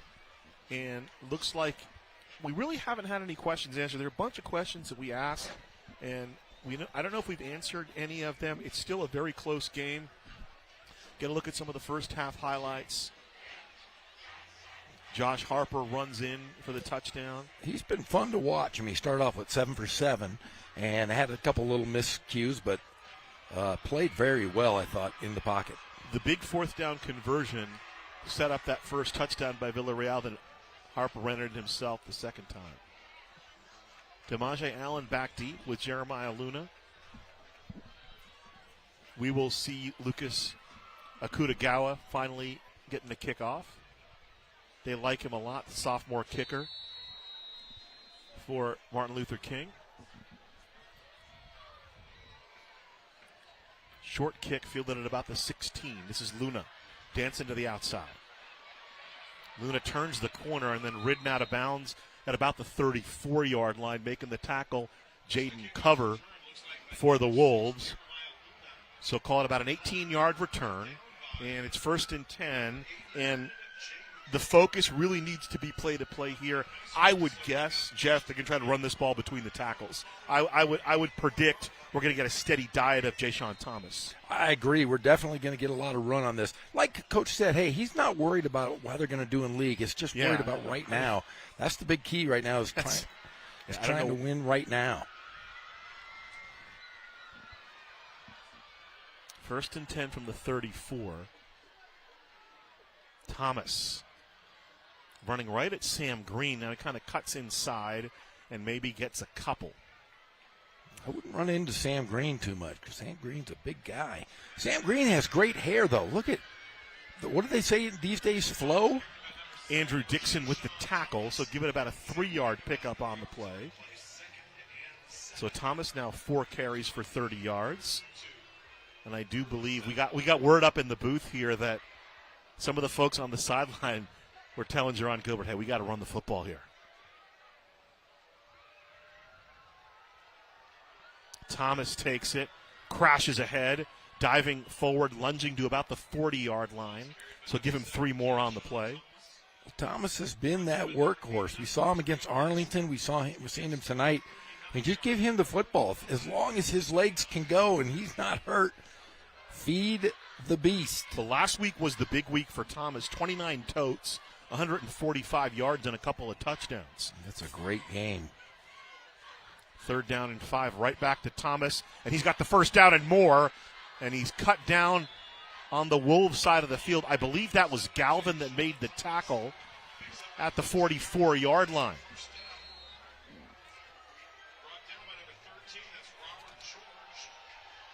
They're going to give it to George. I thought it was Galvin getting his hand down there. 17-yard pickup, and we talked about it coming in, Jeff. Coming into the second half, steady diet of Jayshon Thomas.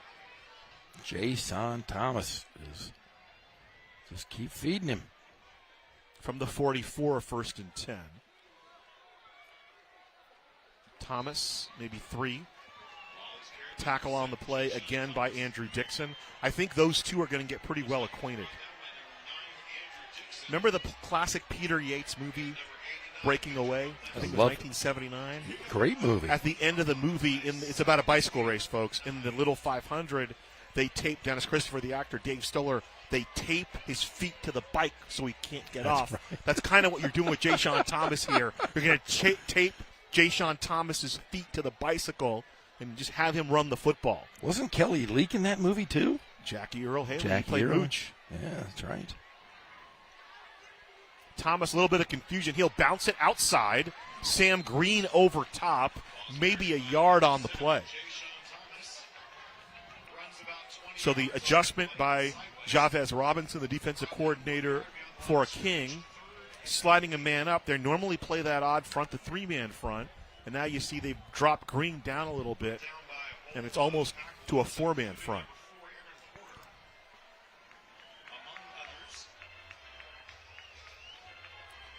So 3rd down here. Watch Henry. Henry's to the top of the screen. Allums to the near side. In the near slot, Joshua Dominguez-Wales.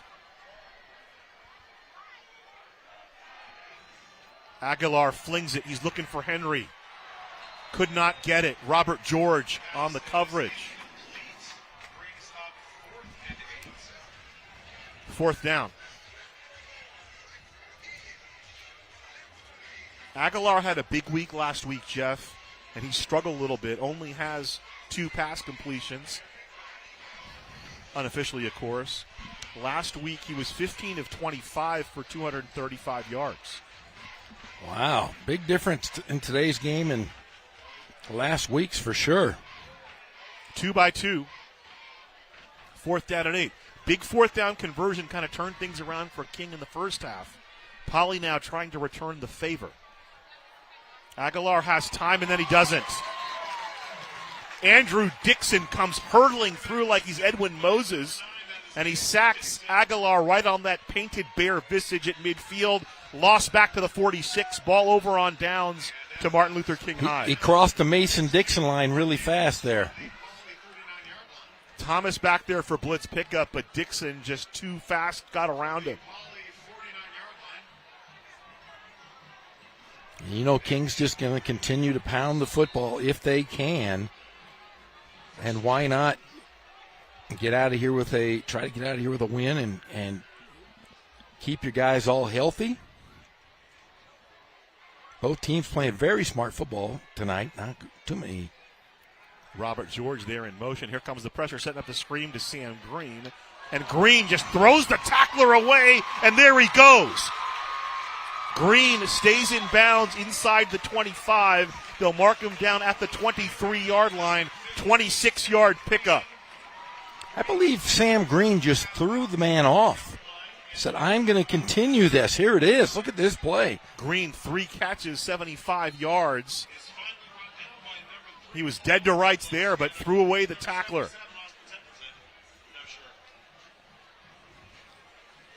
And so I'll admit it, this is a full second guess, right? 4th and 8 at midfield. You're only down 14-0. Why not play field position? Why not? But I mean, I like the gutsy call though there by Poly. Here's the run by Farha to about the 21-yard line. But sometimes as a coach, and I've been through this, you want to see what your guys are made of. Yeah. And if it works well for you, you get the momentum. If it doesn't, well, you know not to do it again. The other part of it, obviously, there's plenty of time, right? A lot of time. There's plenty of time, so you get turned away. It's not like, it's the 4th quarter. You still have an opportunity if your defense can stand up. 2nd and 9 coming up. Really a heavy load on the Poly defense here. They need to prevent this 3rd touchdown. Villarreal right up the middle, breaks the first contact inside the 20 to about the 16. 3rd down coming up. And Villarreal runs a lot like the other backs here for King. They run right behind the offensive line, not trying to explode until they see an opening, but they're playing smart behind those big boys up front. 17 carries for Villarreal, 70 yards in the touchdown. He's not going to go out and get you a 70-yard run here and there. He's just going to chip away. Villarreal runs into his own man, and then he's ridden down by the Poly defense. Devin Harden got there, and then some of his buddies showed up. 4th down. What do you call a bunch of bears? Is it a sloth of bears? They were talking about that earlier. A sloth of bears? Is that what it is? Is it a sloth of bears? I know tigers is a streak. It's a streak. Yeah. Or an ambush. Let me see what a bunch of bears are called. I think it is a sloth. I think you're correct. There was a sloth of bears there tackling him. Lucas Akutagawa on to attempt a 36-yard field goal. We've already seen one field goal miss. Snap back, hold is down, the kick is up. And again, no good. No luck for the kickers today. I guess Javier Hernandez took all the luck, and why are they still running the clock here? Clock should stop on the missed field goal, and it's running. They've lost it was 5:55, and they've been, and now finally the official will stop it. I don't understand how they can let him do that. Yeah, that was a little different. He should make him reset it. I mean, that's about almost 20 seconds ran off.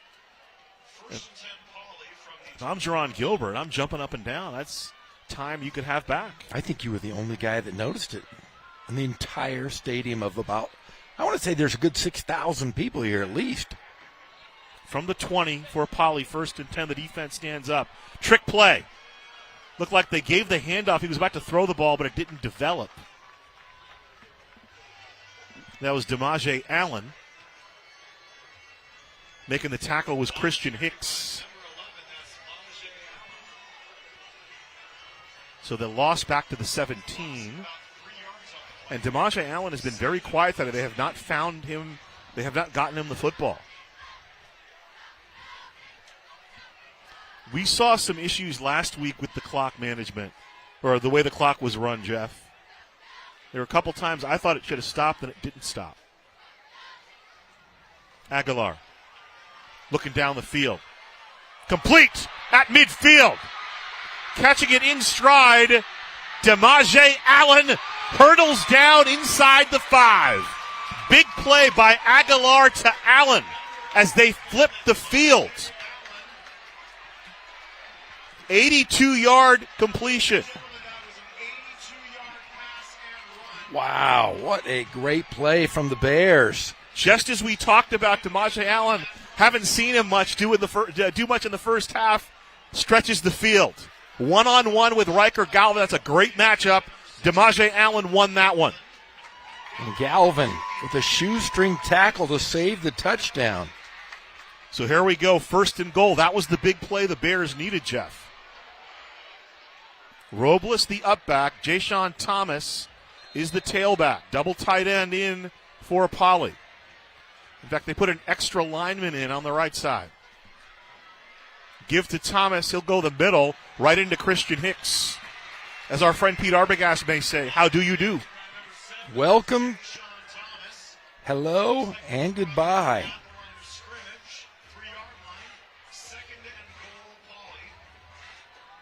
Yeah, 9 carries for Ja'Shawn Thomas, 54 yards thus far. 4 minutes left in the third quarter, which has flown by, Jeff. Dominguez Wales in the far slot. On the near side is Matthew Henry. They'll give it right to Thomas. Thomas fighting. Is he in? They'll say he's down at the 1 yard line. Still short. About a foot, if that, maybe 6 inches.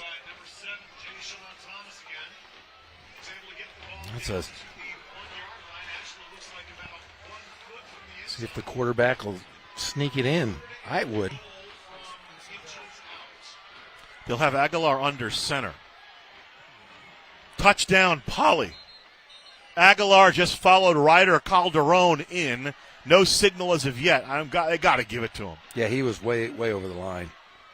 Great camera angle from our camera crew. Oh, yeah, you have to give him that. James Schmidt still They're not giving it to him. They did not give him that touchdown. Wow, it is 4th down. All right, here we go, folks. Rivalry game. All bets are off. I thought he was in. I'm sorry. I thought he was in. I think we all did. From the camera angle, that looked to be like a touch. It appeared to be a touchdown.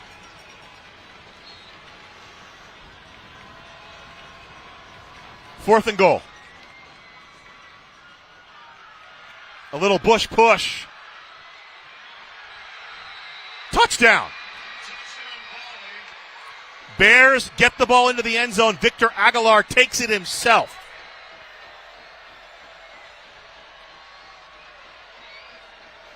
Look, there's the Jerron Gilbert fathead. The student section going crazy. The big 82-yard pass and run from Aguilar to Demaje Allen, and then Aguilar takes it in from 1 yard out on the second try. Samoski the PAT, and it's 14-7. We haven't even mentioned, we brought out our field goal cam today. The pole. The pole cam. The pole cam. Remember they broke the pole cam a couple years ago? Somebody kicked it and hit it right at nailed the camera. Was that Ricardo Chavez? It was Ricardo Chavez. I'm going to go up to, you should come up to Idaho the weekend I'm up there, and we should go all have dinner with Ricardo Chavez. There's the touchdown for Poly. And that was huge. They get stopped on 4th down, and you give credit to the Poly defense. They bend but do not break. The missed field goal by King gives Poly some momentum, and then the big play from Aguilar to Demaje Allen sets up that touchdown. We got a ball game, Jeff. I'll tell you what, this has turned in, like you said, Jerron Gilbert was not happy with the way his team played, but next man up, man, they scored immediately. Good play by Poly. Touchback by Samoski. Yeah, and that's where it's an advantage to know the coach. You've gotten to know Coach Gilbert. I've talked to Coach Gilbert a couple times. We've seen him around. Poor Nick Rice hadn't really seen him. And you're asking him about league play. I mean, Coach Gilbert, listen, he played in the NFL, okay? He's an intense guy. And I would have said, hey, what's the next play going to be, Coach? That's all I would have asked him. When I have Jerron Gilbert and I'm talking to him, he's the only guy. Like Jason McMahon's right there. He's another good-looking bald guy. But no, Jerron Gilbert, he scares me. He's the only guy that looks I kind of look up to physically. You're still taller than him, though. Am I taller than him? Like that much. You're like that much taller than him. Man, I think he's about 6'7.5", and you're like a solid 6'8". And he's got big hands, huge hands. Those NFL guys, when they shake your hands, they're enormous. Poly gets whistled on the 5-yard penalty. Just the second penalty assessed. There are a couple penalties called, but one of them offset and one of them was declined. So a very clean game by both teams. Rivalry game. They did have the one little, chicanery, a little goofiness when tussle, they were wrestling. Villarreal trying to cut back.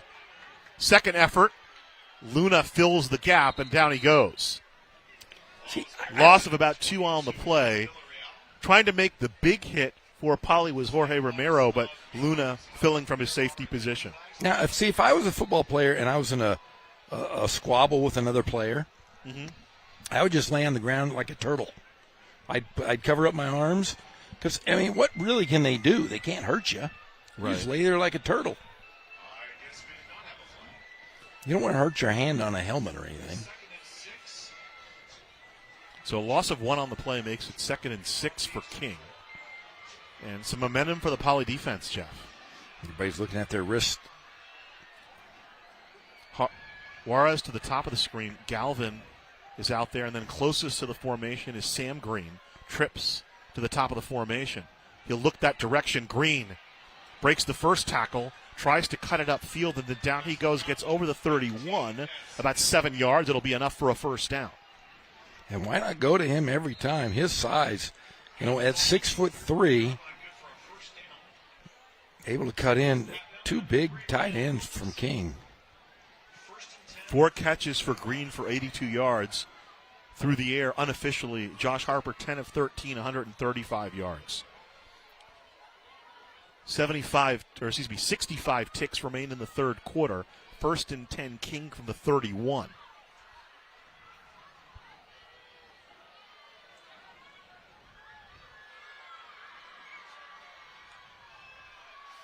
Harper will keep it. The play fake, which faked us all out.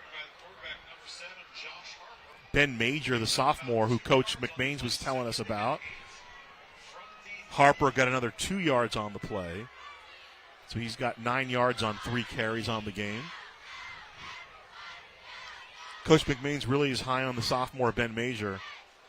He got into the game against Ramona, carried the ball a couple times.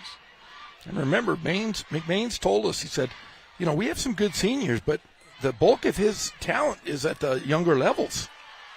Harper, Green out of the backfield. Nice block upfield by Juarez. Another maybe 5 yards on the play for Green, who gets up near midfield. They get to the 45-yard line, so give it about a 12-yard pickup. And a flag on the play, I think, is going to be a hold brought back.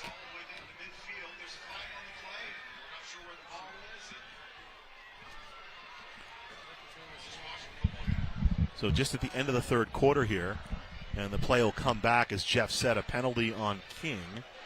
That'll be their 4th penalty on the game. So just 2 penalties for Poly and 3 for King, 2 for Poly. Remember, there were a couple that were offset, and then 1 was declined.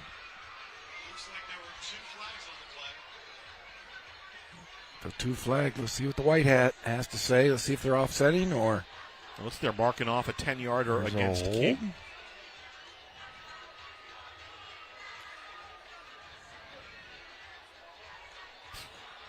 And a personal foul against Poly. So that is the 4th penalty against Poly. Which brings the ball to the 40-yard line, and looks like it's very short. Very close to the... So 2nd and 1 after all that's sorted out. So 2nd and about a half yard from the 40-yard line. It looked like it was done after the play.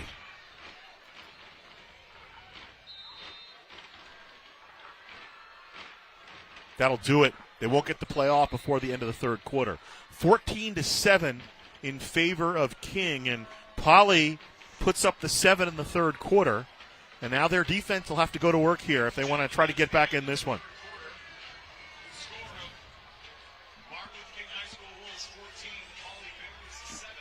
Great atmosphere tonight. We haven't talked about it that much. Student sections are full at either end zone. And we'll go down to Nick Rice. All right, Gazal, this is not only a great atmosphere, this by my estimation, we've done about a half dozen Riverside TV games this year. This is the best atmosphere. Nothing but standing room all across the stadium. We have the student section completely packed. For the first time all year, we see every single seat filled with somebody. This is an incredible atmosphere. Also an injury update. Noah Villarreal of King. It looks like he's okay, but he sustained an ankle injury. So we'll get an update on that as soon as we can. Guys? Thanks, Nick. Well, thank you, Mr. Rice. 18 carries, 70 yards for Villarreal, including a touchdown. And so obviously they can ill afford to lose him. But the defense for Poly stepping up a little bit here, Jeff. Get a look at that crowd here on Van Buren and Wood here at Martin Luther King High, which is the home field for both of these teams. Yes, and I was told that Riverside Poly might be playing somewhere different next year. Don't know if I'm allowed to say it yet.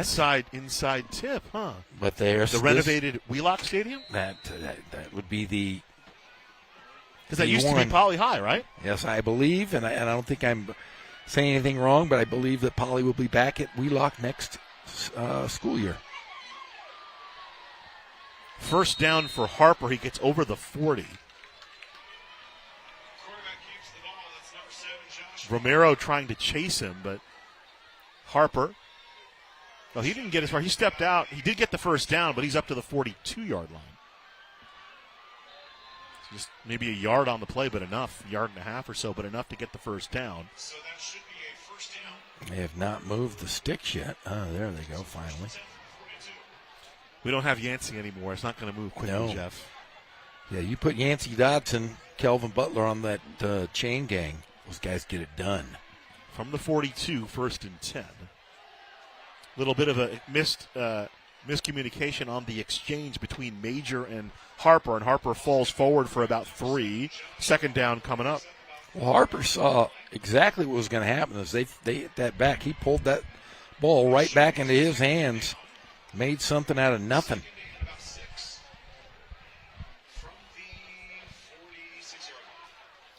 Mark to the 46, second down. So Derek Kahn to the top of the screen. Suarez split out to the bottom of the screen. This is Galvin in motion. Give to Major. The sophomore puts his head down into King territory. Very close to a first down. From where the line judge is standing, I think he's got it. And you and I talking to McMains, talking about his lower levels. He said, hey, the cupboard is not bare. In fact, he said the room is full with good running backs and young quarterbacks. As he's kind of easing these young guys, these young freshmen and sophomores slowly into the mix here. See a little bit more. McMains is kind of, who's like an offensive guy in the NFL? He always figures it out wherever he goes. Yeah, and he does change it up, too. He'll run whatever's best for his guys. Galvin in space. Nice job making the play. He'll knock him out after a nominal gain. Jeremiah Luna comes up to make the hit. Like the only guy I give probably a harder time is Ken Batdorf, but I do give Jason McMain some grief. But I'll tell you what, he's one of those guys. He's done it. He's won everywhere he's been, and he's run several different offenses. We've seen it. Based on his, like I said, his personnel, he'll run a spread. If he can run the football, he'll run. He does whatever he can based on his guys.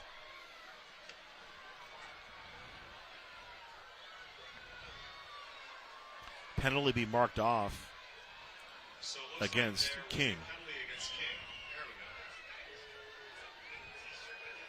10-yarder. The ball goes back to the 42-yard line.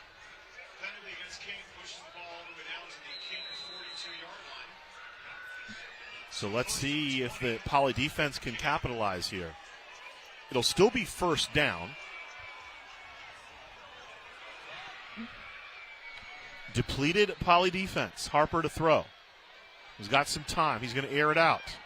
Allums tangled up with Galvin. Second down. That's pretty much the first time we've seen him go deep down the field tonight. Been really good working his progressions. 11 of 15 through the air. 138 yards for Harper. Doing a nice job keeping this defense honest. And you watch him; he doesn't put his head on a swivel. I mean, he's reading his offense, reading the defense, and like I said, his progressions have been spot on. Jason McMahon said, he's a guy who's been in the program 3 years. They had a freshman was playing ahead of him. They bought in a senior transfer. He could have easily had an attitude about it and gotten upset and frustrated. He didn't. He just kept doing the program, and now his senior year, he's a starting quarterback. Second down. Looking deep. He's got George incomplete, and here comes the flag. Oh, my. Kai Allums on the coverage. Is that Kent Bukarau who threw the flag? It is Ken Bukarau, longtime basketball coach at Rubidoux High School. Been refereeing, does a lot of college football games as well. Local dude, done well. So they'll mark off a 15-yarder. So it'll be right back to where they started. And I believe it's the same rule as college, right? Because in college, when we do RCC, you got to look at the replay there. Not an automatic first down, just the mark-off. So a 15-yarder marked off against the Bears. That's the 5th penalty against Poly. So 2nd and 5 from the 43. Low snap. Here's the give to Major. Major bumps it outside, breaks a tackle. No, he doesn't. He stumbles down to the 39, making the tackle Kai Allums. 3rd down. So it looks like Villarreal, that injury, we saw Furha on the sideline kind of taking off his pads. He banged up, and then they lost Villarreal. So they're 3 deep on their running back chart. Sophomore Ben Major, who Coach McMahon likes a lot, Jeff. 3rd and 1 coming up. Major, first down. Still on his feet. Still moving. Johnson drags him down at the 20 after a nearly 20-yard gain. And like I said, I don't or like Nick Rice said, I'm not too sure that Villarreal and those guys couldn't continue to play, but why? I mean, you've got these young guys. You're holding your own. Look at the young sophomore work. What do they say? He's eating. Is that what the young guys say these days? 5 years ago. It's something different now. Penalty on the play, so the run's going to come back. Another hold. So 3rd down, it'll be 3rd and 11 now. Yeah, I'm not a big fan of that term. Eating. I'm a huge fan of the term when I'm doing it. I mean, when I'm masticating, when I'm chewing. It's September, which means it's going to be November soon, which means turkey. Right? I'm already looking forward to the turkey. 3rd and 11. Harper dancing. Harper throwing to the near side. He's got a man. Overthrows George. George did a nice job. Went up to high point it, but couldn't reel it in. 4th down. Punt team comes out. Poly has a shot here. 9 minutes left. Oh, plenty of time. They won the first. I think they won the 3rd quarter. Let's see if they can continue here and get the 4th. So Harper, the punter. So you watch for the fake here. And again, the key here for Jeremiah Luna, whatever happens, catch the punt. If you go on YouTube, there's a great sequence from Bill Parcells talking about the importance of catching. It goes on for about 5 minutes about how important it is to catch the punt, how important special teams are. Luna back at the 10. Harper's kick, it's a good kick, turns over. Fair catch called at about the 12-yard line. So a 39-yard kick and a fair catch, and there you go. Very well executed on the King side and very well executed on the Poly side. You might say to me, well, he didn't return it, but he caught the football. He did catch the football. Did have some space, but, hey, it's better to catch it. I had a great talk a couple of weeks ago. We were at Arlington, and I had a great talk with Kevin Argumosa. And he said, when Michael Vick was playing college football, he was a big Va-Tech fan. He would get in front of a TV whenever Virginia Tech was playing. But what intrigued him was the head coach at Virginia Tech, Frank Beamer, he was a special teams guy. And he was a special teams coordinator. So he had an offensive coordinator, and he had a defensive coordinator. But even as a head coach, he ran the special teams. Yes. So it was intriguing. And, Coach Argumosa, we had that talk about the long snapper, how important the special teams are at this level. Thomas trying to bang between the tackles. First man there was Dixon, I believe. And Thomas took a shot. Stayed on his feet, though. What's that triathlon thing, the Tough Mudder?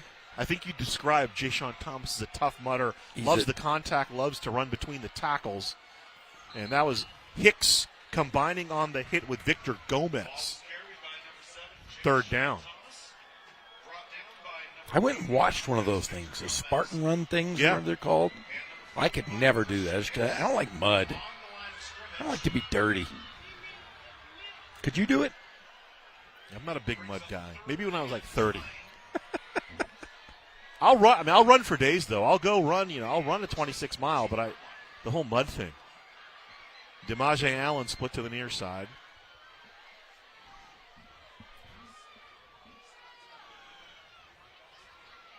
Aguilar throwing. Flinging it down the field, incomplete. Matt Henry, the intended receiver. Leyva on the coverage for MLK. The King fans want a PI, but I think it's going to be the punt team. Yeah, that was just great defense there. I'm sorry, the Poly fans want the PI.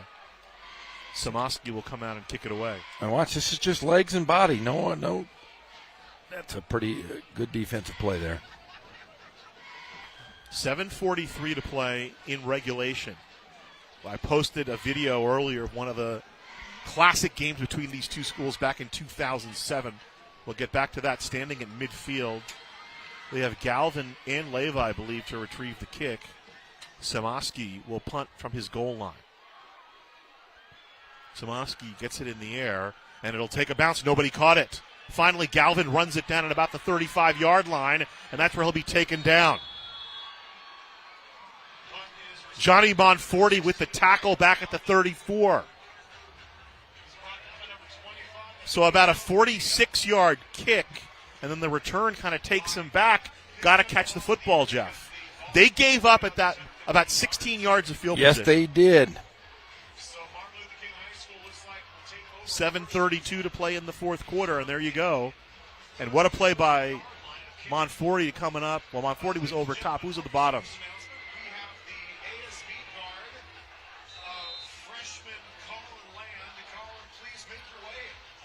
So 1st and 10 from the 34. King football, big stand coming up here for the Poly defense. Give Villarreal back in the game. 39-yard line. So going back to our breaking away, if you haven't ever seen Breaking Away, that's one of Dennis Quaid's first movies. That's right. And Dennis Quaid is kind of the cynical ex-quarterback, and he's not playing quarterback anymore. And he gets on the bike when Dave Stoller gets hurt. And that was kind of what Ben Major was doing, and now Villarreal back in there. They're gonna tape his feet to the bike. 6-yard pickup by Villarreal, 2nd and 4. First down by Villarreal, slashing up to the 45-yard line.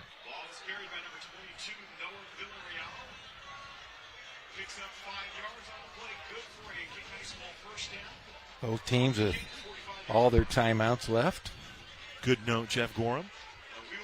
Stay tuned, by the way, because Jeff will have plenty of those notes tonight on the Friday night pep rally.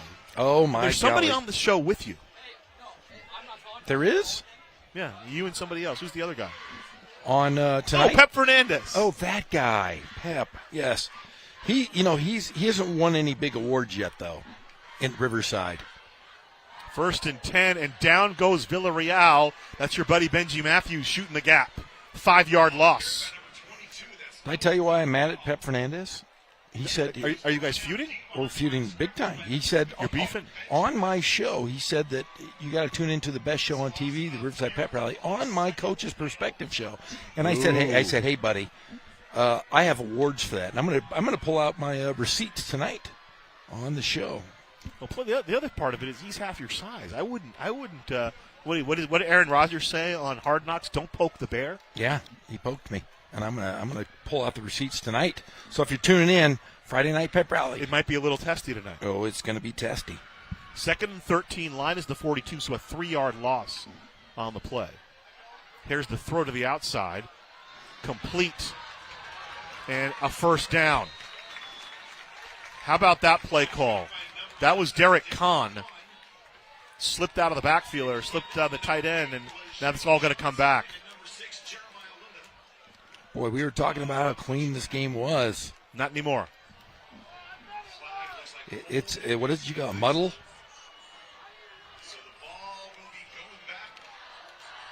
So it'll still be second down. Now the issue now is the clock. There's 5.5 minutes left. Poly's still down a touchdown. King, a score probably puts this one away. So it's all on the line here. Go back to the 37-yard line. First down up to the 45. No, I'm sorry, up to the 45 on the Poly side of the field. So second and about 18. Pressure, throwing. George with the catch.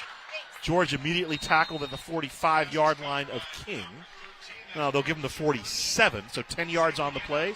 3rd and 7. That's a big play right here for King.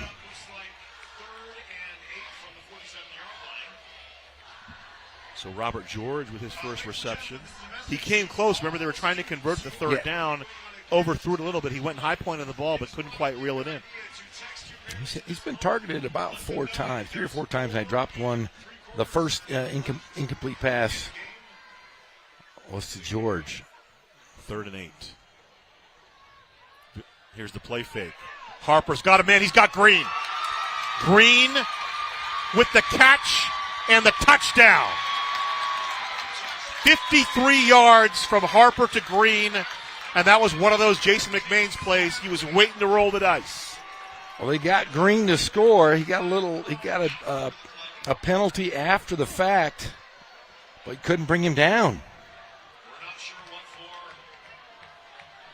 I think excess celebration. Big clutch 3rd down conversion. We had the 4th down conversion, Jeff, in the first half that set up the first touchdown. And so they'll assess that on the kickoff. That could help Poly, Jeff. It definitely could. And let's see if King can make this point after attempt here. They're going to kick it right to the friend zone. You see the King student section on that side of the field. And about 8,000 cheerleaders. Lucas Akutagawa will attempt the kick. Snap is low. And it's good.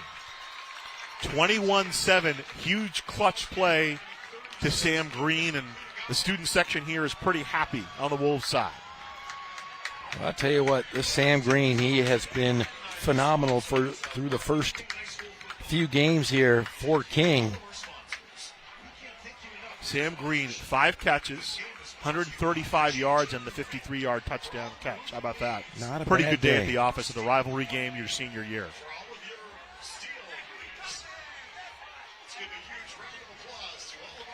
So now they'll mark off the penalty. It'll go back. The kickoff will come from the 25-yard line. Remember, we saw DeMaje Allen with a long kickoff return earlier when we were talking with Michael West. So let's see, can he turn the trick again?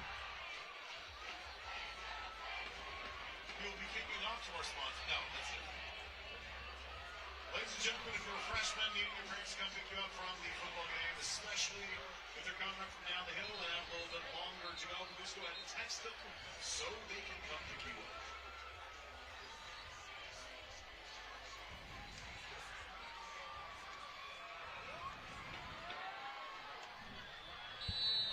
(21-7) after the 53-yard touchdown and a bunch of whistles, a short kick. So that was going to be good field position for Poly. There's it's going to move it back again. So DeMaje Allen and Jeremiah Luna will have to wait again.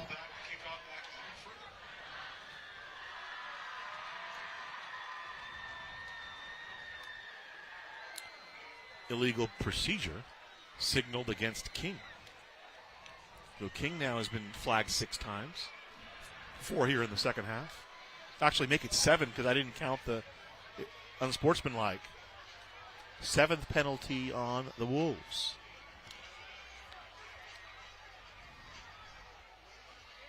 Akutagawa will try again, the sophomore. Will send it away to Jeremiah Luna and DeMaje Allen. Let's see how this works out.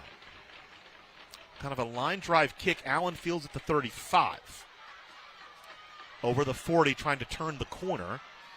Into King territory, finally down at the 45-yard line.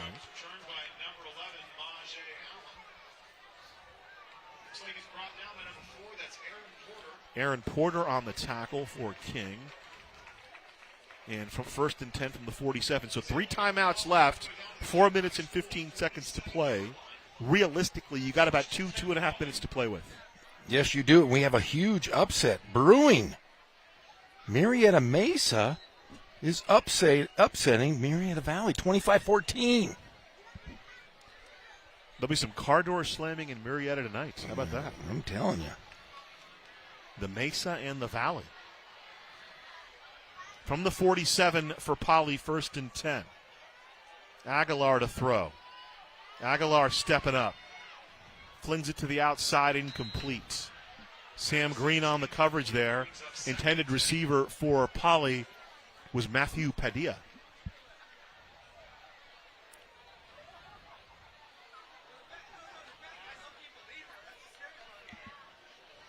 You know, I just want to say good job by both the student sections and the fan sections to kind of fill this this stadium tonight. Rivalry matchup, neighborhood matchup.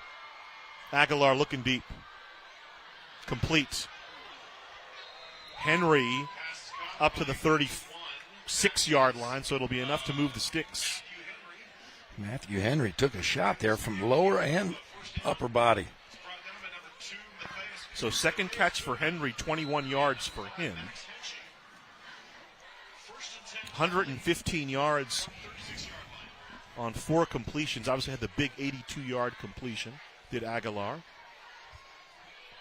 Rolling again, he'll fling it out, coming back to it, and making the catch at about the 32-yard line is Padilla. So another 4 yards on that one. Second down coming up, clock continues to move. Yeah, lots of scores, highlights, and interviews on the Friday Night Pep Rally coming up tonight at 11 p.m. after this ball game. Aguilar, pressure, down he goes. Dixon comes through. Sam Green was also bursting through there. Looks like number 15 was in on that as well. That's Sam Green for a loss of a whole bunch of yards on the play. So back to the 43-yard line. They need to get to the 27 for a first down. So 16 yards coming up. 3rd and 16 for Poly if they want to keep this thing alive. Remember, they're down 2 scores. Aguilar going for it all. Intercepted.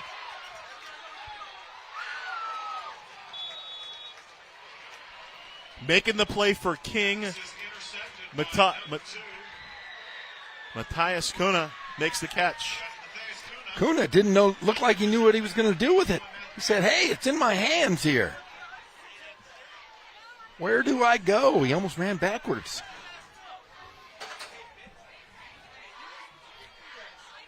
So the first turnover of the game, and it's a big one.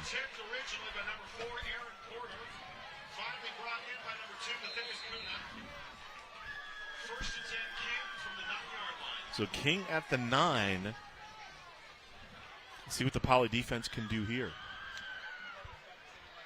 2:37 to play. Both teams have all their timeouts. Run on the football over to about the 12-yard line. There's a timeout by Poly, first one. Cupertino Herrera makes the tackle. So I think if you're Jason McMains, you're content with just running the football out here, and if you don't, you kick it and give it to your defense for a minute and a half. They will obviously keep the ball on the ground. Yes. Hey, talking about that was just the first turnover of the game. I mean, I mean, it was a very clean game until about the middle of the fourth quarter. There was some penalty action going on, but both teams played pretty smart, I think, tonight. Poly a little bit undermanned on the defensive side, missing a couple guys, but the effort was very strong for them. And don't tell Jerron Gilbert that. He's like, no, man, this is a rivalry game. We need to be up to the challenge. But we saw if you saw the open with us, we had a little film roll of the Poly King game from 2007. And it was a 4-overtime thriller that Poly won 48-42. I put the footage up because the quarterback for King that year was Travis Carter. He's now the head coach at Hillcrest, and then his head coach was your buddy Ken Mashinsky. Or are you guys still feuding? You're feuding with everybody now. I am. I feud. I have this. I'm on this thread with the Riverside coaches, and I talk smack every Saturday morning. And I've been pretty harsh on Mush lately. Here's the give to Villarreal. Getting a hand in there was Romero, and then some help came. And they'll use the second timeout, meaning the Bears will use their second timeout to stop the clock as it moves to third down. But see, I'm always a Mush guy. I went over and I was going to steal that propeller. Do we have that footage? I stole the propeller. I was going to bring it over to Ram High. Yeah, you claimed it for Ram High. I did. Timeout on the field. No, here it is. Here it is. There's the. So this is before the game. So that's the propeller they play for. It's kind of guarded by the graphic. Yeah, but look at this. Watch. It's just sitting there. Nobody's even watching it. And maybe that guy who's turned. And here comes Jeff. I'm angry. There's angry Jeff Gorham. And then he holds it up and claims it for Ramona. You're like Kevin Dillon. Yes. Kevin Dillon in Entourage when he proclaimed victory, the Viking show that he did. Yes. Great job by our crew there. Now, there was a guy there to guard it, but he was talking to a couple of ladies behind the fence. You could have just walked off with the propeller. I almost did. What would have happened then? They would have had to fight me for it. And I had a propeller in my hand. Now, do you know the history of that little heirloom? So whoever wins this game keeps it. Yeah, but it was, I don't know if it's a real propeller. I was thinking about it. It was wooden. Did they use wood propellers? We should have asked Michael West when he was up here. I don't think that was a real one. That couldn't have been. Maybe for the what was it, the Spruce Goose, the thing that flew one time. Is that still in Long Beach? I've not been to Long Beach in a little bit. There used to be that big giant thing in a dome. 3rd and 6. A little confusion. And it's completed. Sam Green gets... The flag comes in. So it should be a first. Now, it looks like from where the line judge is standing, that would be a first down. No, personal foul on Poly. So, well, Green did slide. Let's see if there was contact after the slide. Oh, yeah, there it is. That's you gonna throw the flag on that? I don't think he was trying to hurt him. No, but that's what the call was. You could tell. I mean, that's a rivalry game. And Green was playing it smart. He slid inbounds. Yeah, keep the clock running. Yeah. That's smart. First down from the 37 after the mark-off against Poly. Harper goes down. Getting in on the play is Romero. He's been very active here in the second half. And there's a timeout, and it will be Poly's. Final timeout for Poly here. 1:52 to play. Well, you know what? You give credit to the Bears. They were down, they got the score, and then a couple things didn't go their way, couldn't execute. But Jason McMains and the Wolves keeping it right in front of them, keeping it between the tackles. Didn't try to do. They didn't beat themselves, I guess is the point I'm making. No, they didn't. And honest goodness, Poly won that third quarter, definitely. Yeah. I had this conversation with Travis Carter after the Hillcrest Arlington game about some of the stuff, and he said, you know what? What he was frustrated with was, hey, we beat ourselves. Yes. And that's, you could talk to Jason McMains, and I think that's what he was kind of trying to work against. And both coaches talked about it, is obviously you got to acknowledge the rivalry but you don't want to go overboard with it. It's important. You don't want to tell the players it's not important. Well, I think every kid that walked into this stadium today realized what a big game it was. Yeah. I mean, it was packed. And sometimes guys just play great under the lights.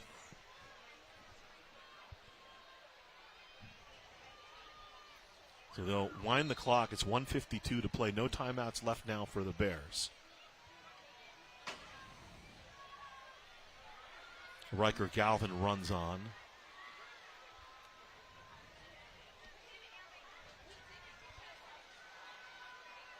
Villarreal running to the right side.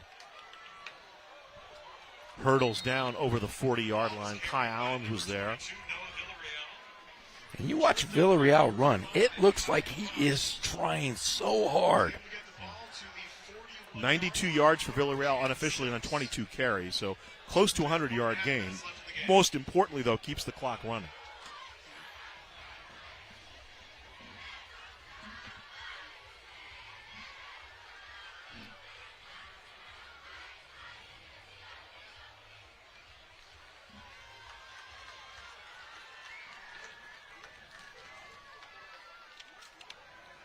First week, King came out here and Roosevelt kind of handed it to him a little bit, 42-7. But you said the game was closer than the score. Yes, very much so. In fact, I watched that game, and I would tell you, I think King outplayed Roosevelt that first half. They just couldn't compete in the second half. Big plays, big athletes, but King, the game plan they had was pretty solid.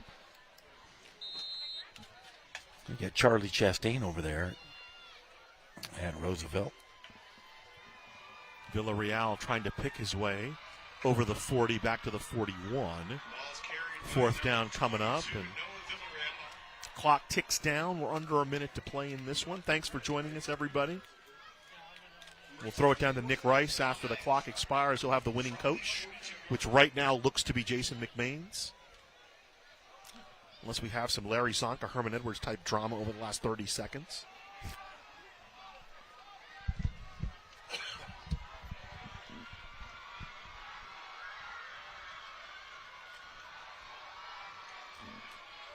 Looks like King won't even snap it.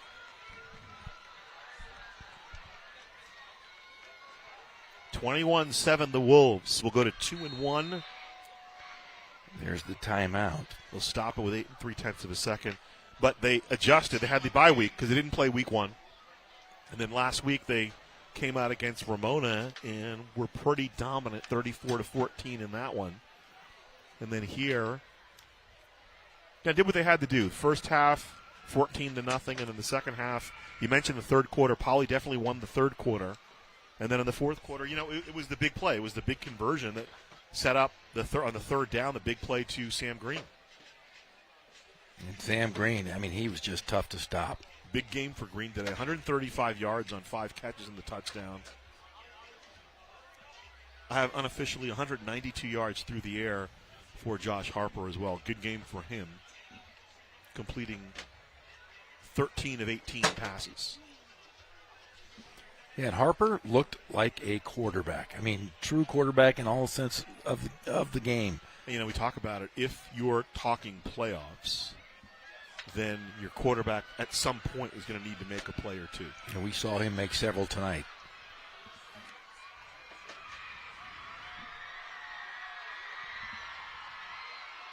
Here's the punt from Harper. Caught at the 25-yard line. 43-yard kick. Luna trying to make something happen. And he'll go down, and that will be the end of the game. Clock expires 21. King with the win over Poly. So King has now won the last 3 games against the Bears, and their overall series goes to 10-7 in favor of the home team. That's Martin Luther King. And King, I'll tell you what, King did exactly what they wanted to do tonight. They wanted to show they could run the football, chew up a lot of clock, and I'll tell you what, they just played a solid game, running the football, passing the football, just a good overall game. And I want to give credit to the defense at King. Javez Robinson doing a great job. After a 145-yard effort last week, Jashawn Thomas limited to just 57 yards unofficially on 13 carries for the 21-7 final. And you see the propeller being marched over to the King sideline. Nick Rice awaiting Jason McMains to chat with him post-game. 21-7. Stay tuned. Well, not stay tuned, but 11 o'clock, Riverside TV will have the Friday night pep rally with Pep Fernandez, Jeff Gorham, and a cast of thousands. I'll be there. I'm going to go get a cup of coffee because we got a lot of football. We have games tomorrow, too. We got RCC. That's right. We'll be at Wheelock at noon. I'll meet you at Wheelock. I'll see you tonight. Jason McMains looks like he's standing by with Nick Rice. We'll toss it down to the field to get the post-game comments from the winning coach. This is a residential neighborhood. All right, Coach. In rivalry games, there's a lot of funky stuff that happens. And to start that third quarter, it got a little tricky for you guys. Yeah. And then Sam Green comes alive. Yeah. What are your thoughts of him and his performance? Well, he's been solid for us all year, man. He's our go-to guy, and I said last week, it's an honor to coach a kid like that, man. And I appreciate everything he does for us. Overall, as a team, it got a little tricky there in the second half, like you said. Some sloppiness, too. What do you think you can build on from tonight's game? Well, every week we got to look at the film, evaluate it, and just get better. Every week is getting better. And, hats off to Coach Gilbert and Polly. I mean, they came out ready to play, and it's a rivalry game. It's a great atmosphere, and sometimes we kind of play a little over our heads, and that's where the craziness comes, But proud of my kids as far as, when it got away a little bit, they're able to kind of keep their composure and make a play at the end, And, Coach Gilbert, he hung in for a long portion of the game, and this is his first go-around, first year at Poly. Your thoughts of his performance and the team's performance? Like I said, man, I got nothing but respect for Coach Gilbert and his staff and what he's doing over there. And, it was a great night. It's a great Friday night atmosphere, and Poly King, you can't get any better than that.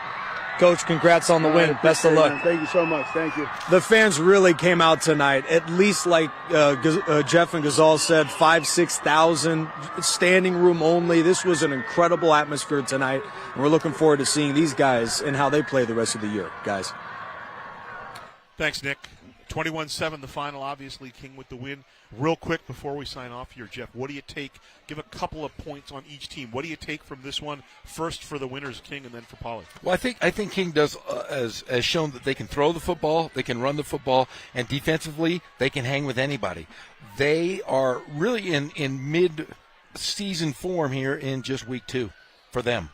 And then if you're Jerron Gilbert, when you sit down with your team, now listen, they were shorthanded today. He's not going to want to talk about that. He's not going to want to make any excuses about that. But what do you tell the team going forward? I say, look, you beat a Ramona team who was a league champion last year. You're going into you played a King team very, very well who's looking for a league championship. Poly is just, a couple little tinkers away from being very good. Offensively, they need to work on some things, but defensively they've been solid all 3 games so far in this early season. I mean, it was a really close game. Each team had one big play. It was their 82-yard play that set up the touchdown for Poly, and then there was the big 53-yard play Green. Otherwise, this was I say the slugfest in Orange Crest. It really was kind of a slugfest. It was kind of a heavyweight fight that went the distance. It was, and it was fun to watch. We've had some great games here at Riverside TV in the first 3 weeks, and it has been fun so far. A lot more to go, though. 21-7 is the final, King over Poly. Well, we'll see you tomorrow, a quick turnaround before RCC in Golden West. I'll see you there, Jeff. So until then, until noon tomorrow from Wheelock Stadium, for Jeff Gorham, for Nick Rice, for our entire award-winning Riverside TV crew, my name is Ghazal Hassan. We'll talk to you tomorrow from RCC. King with the 21-7 win here in the hometown rivalry. Until next time, so long, everybody.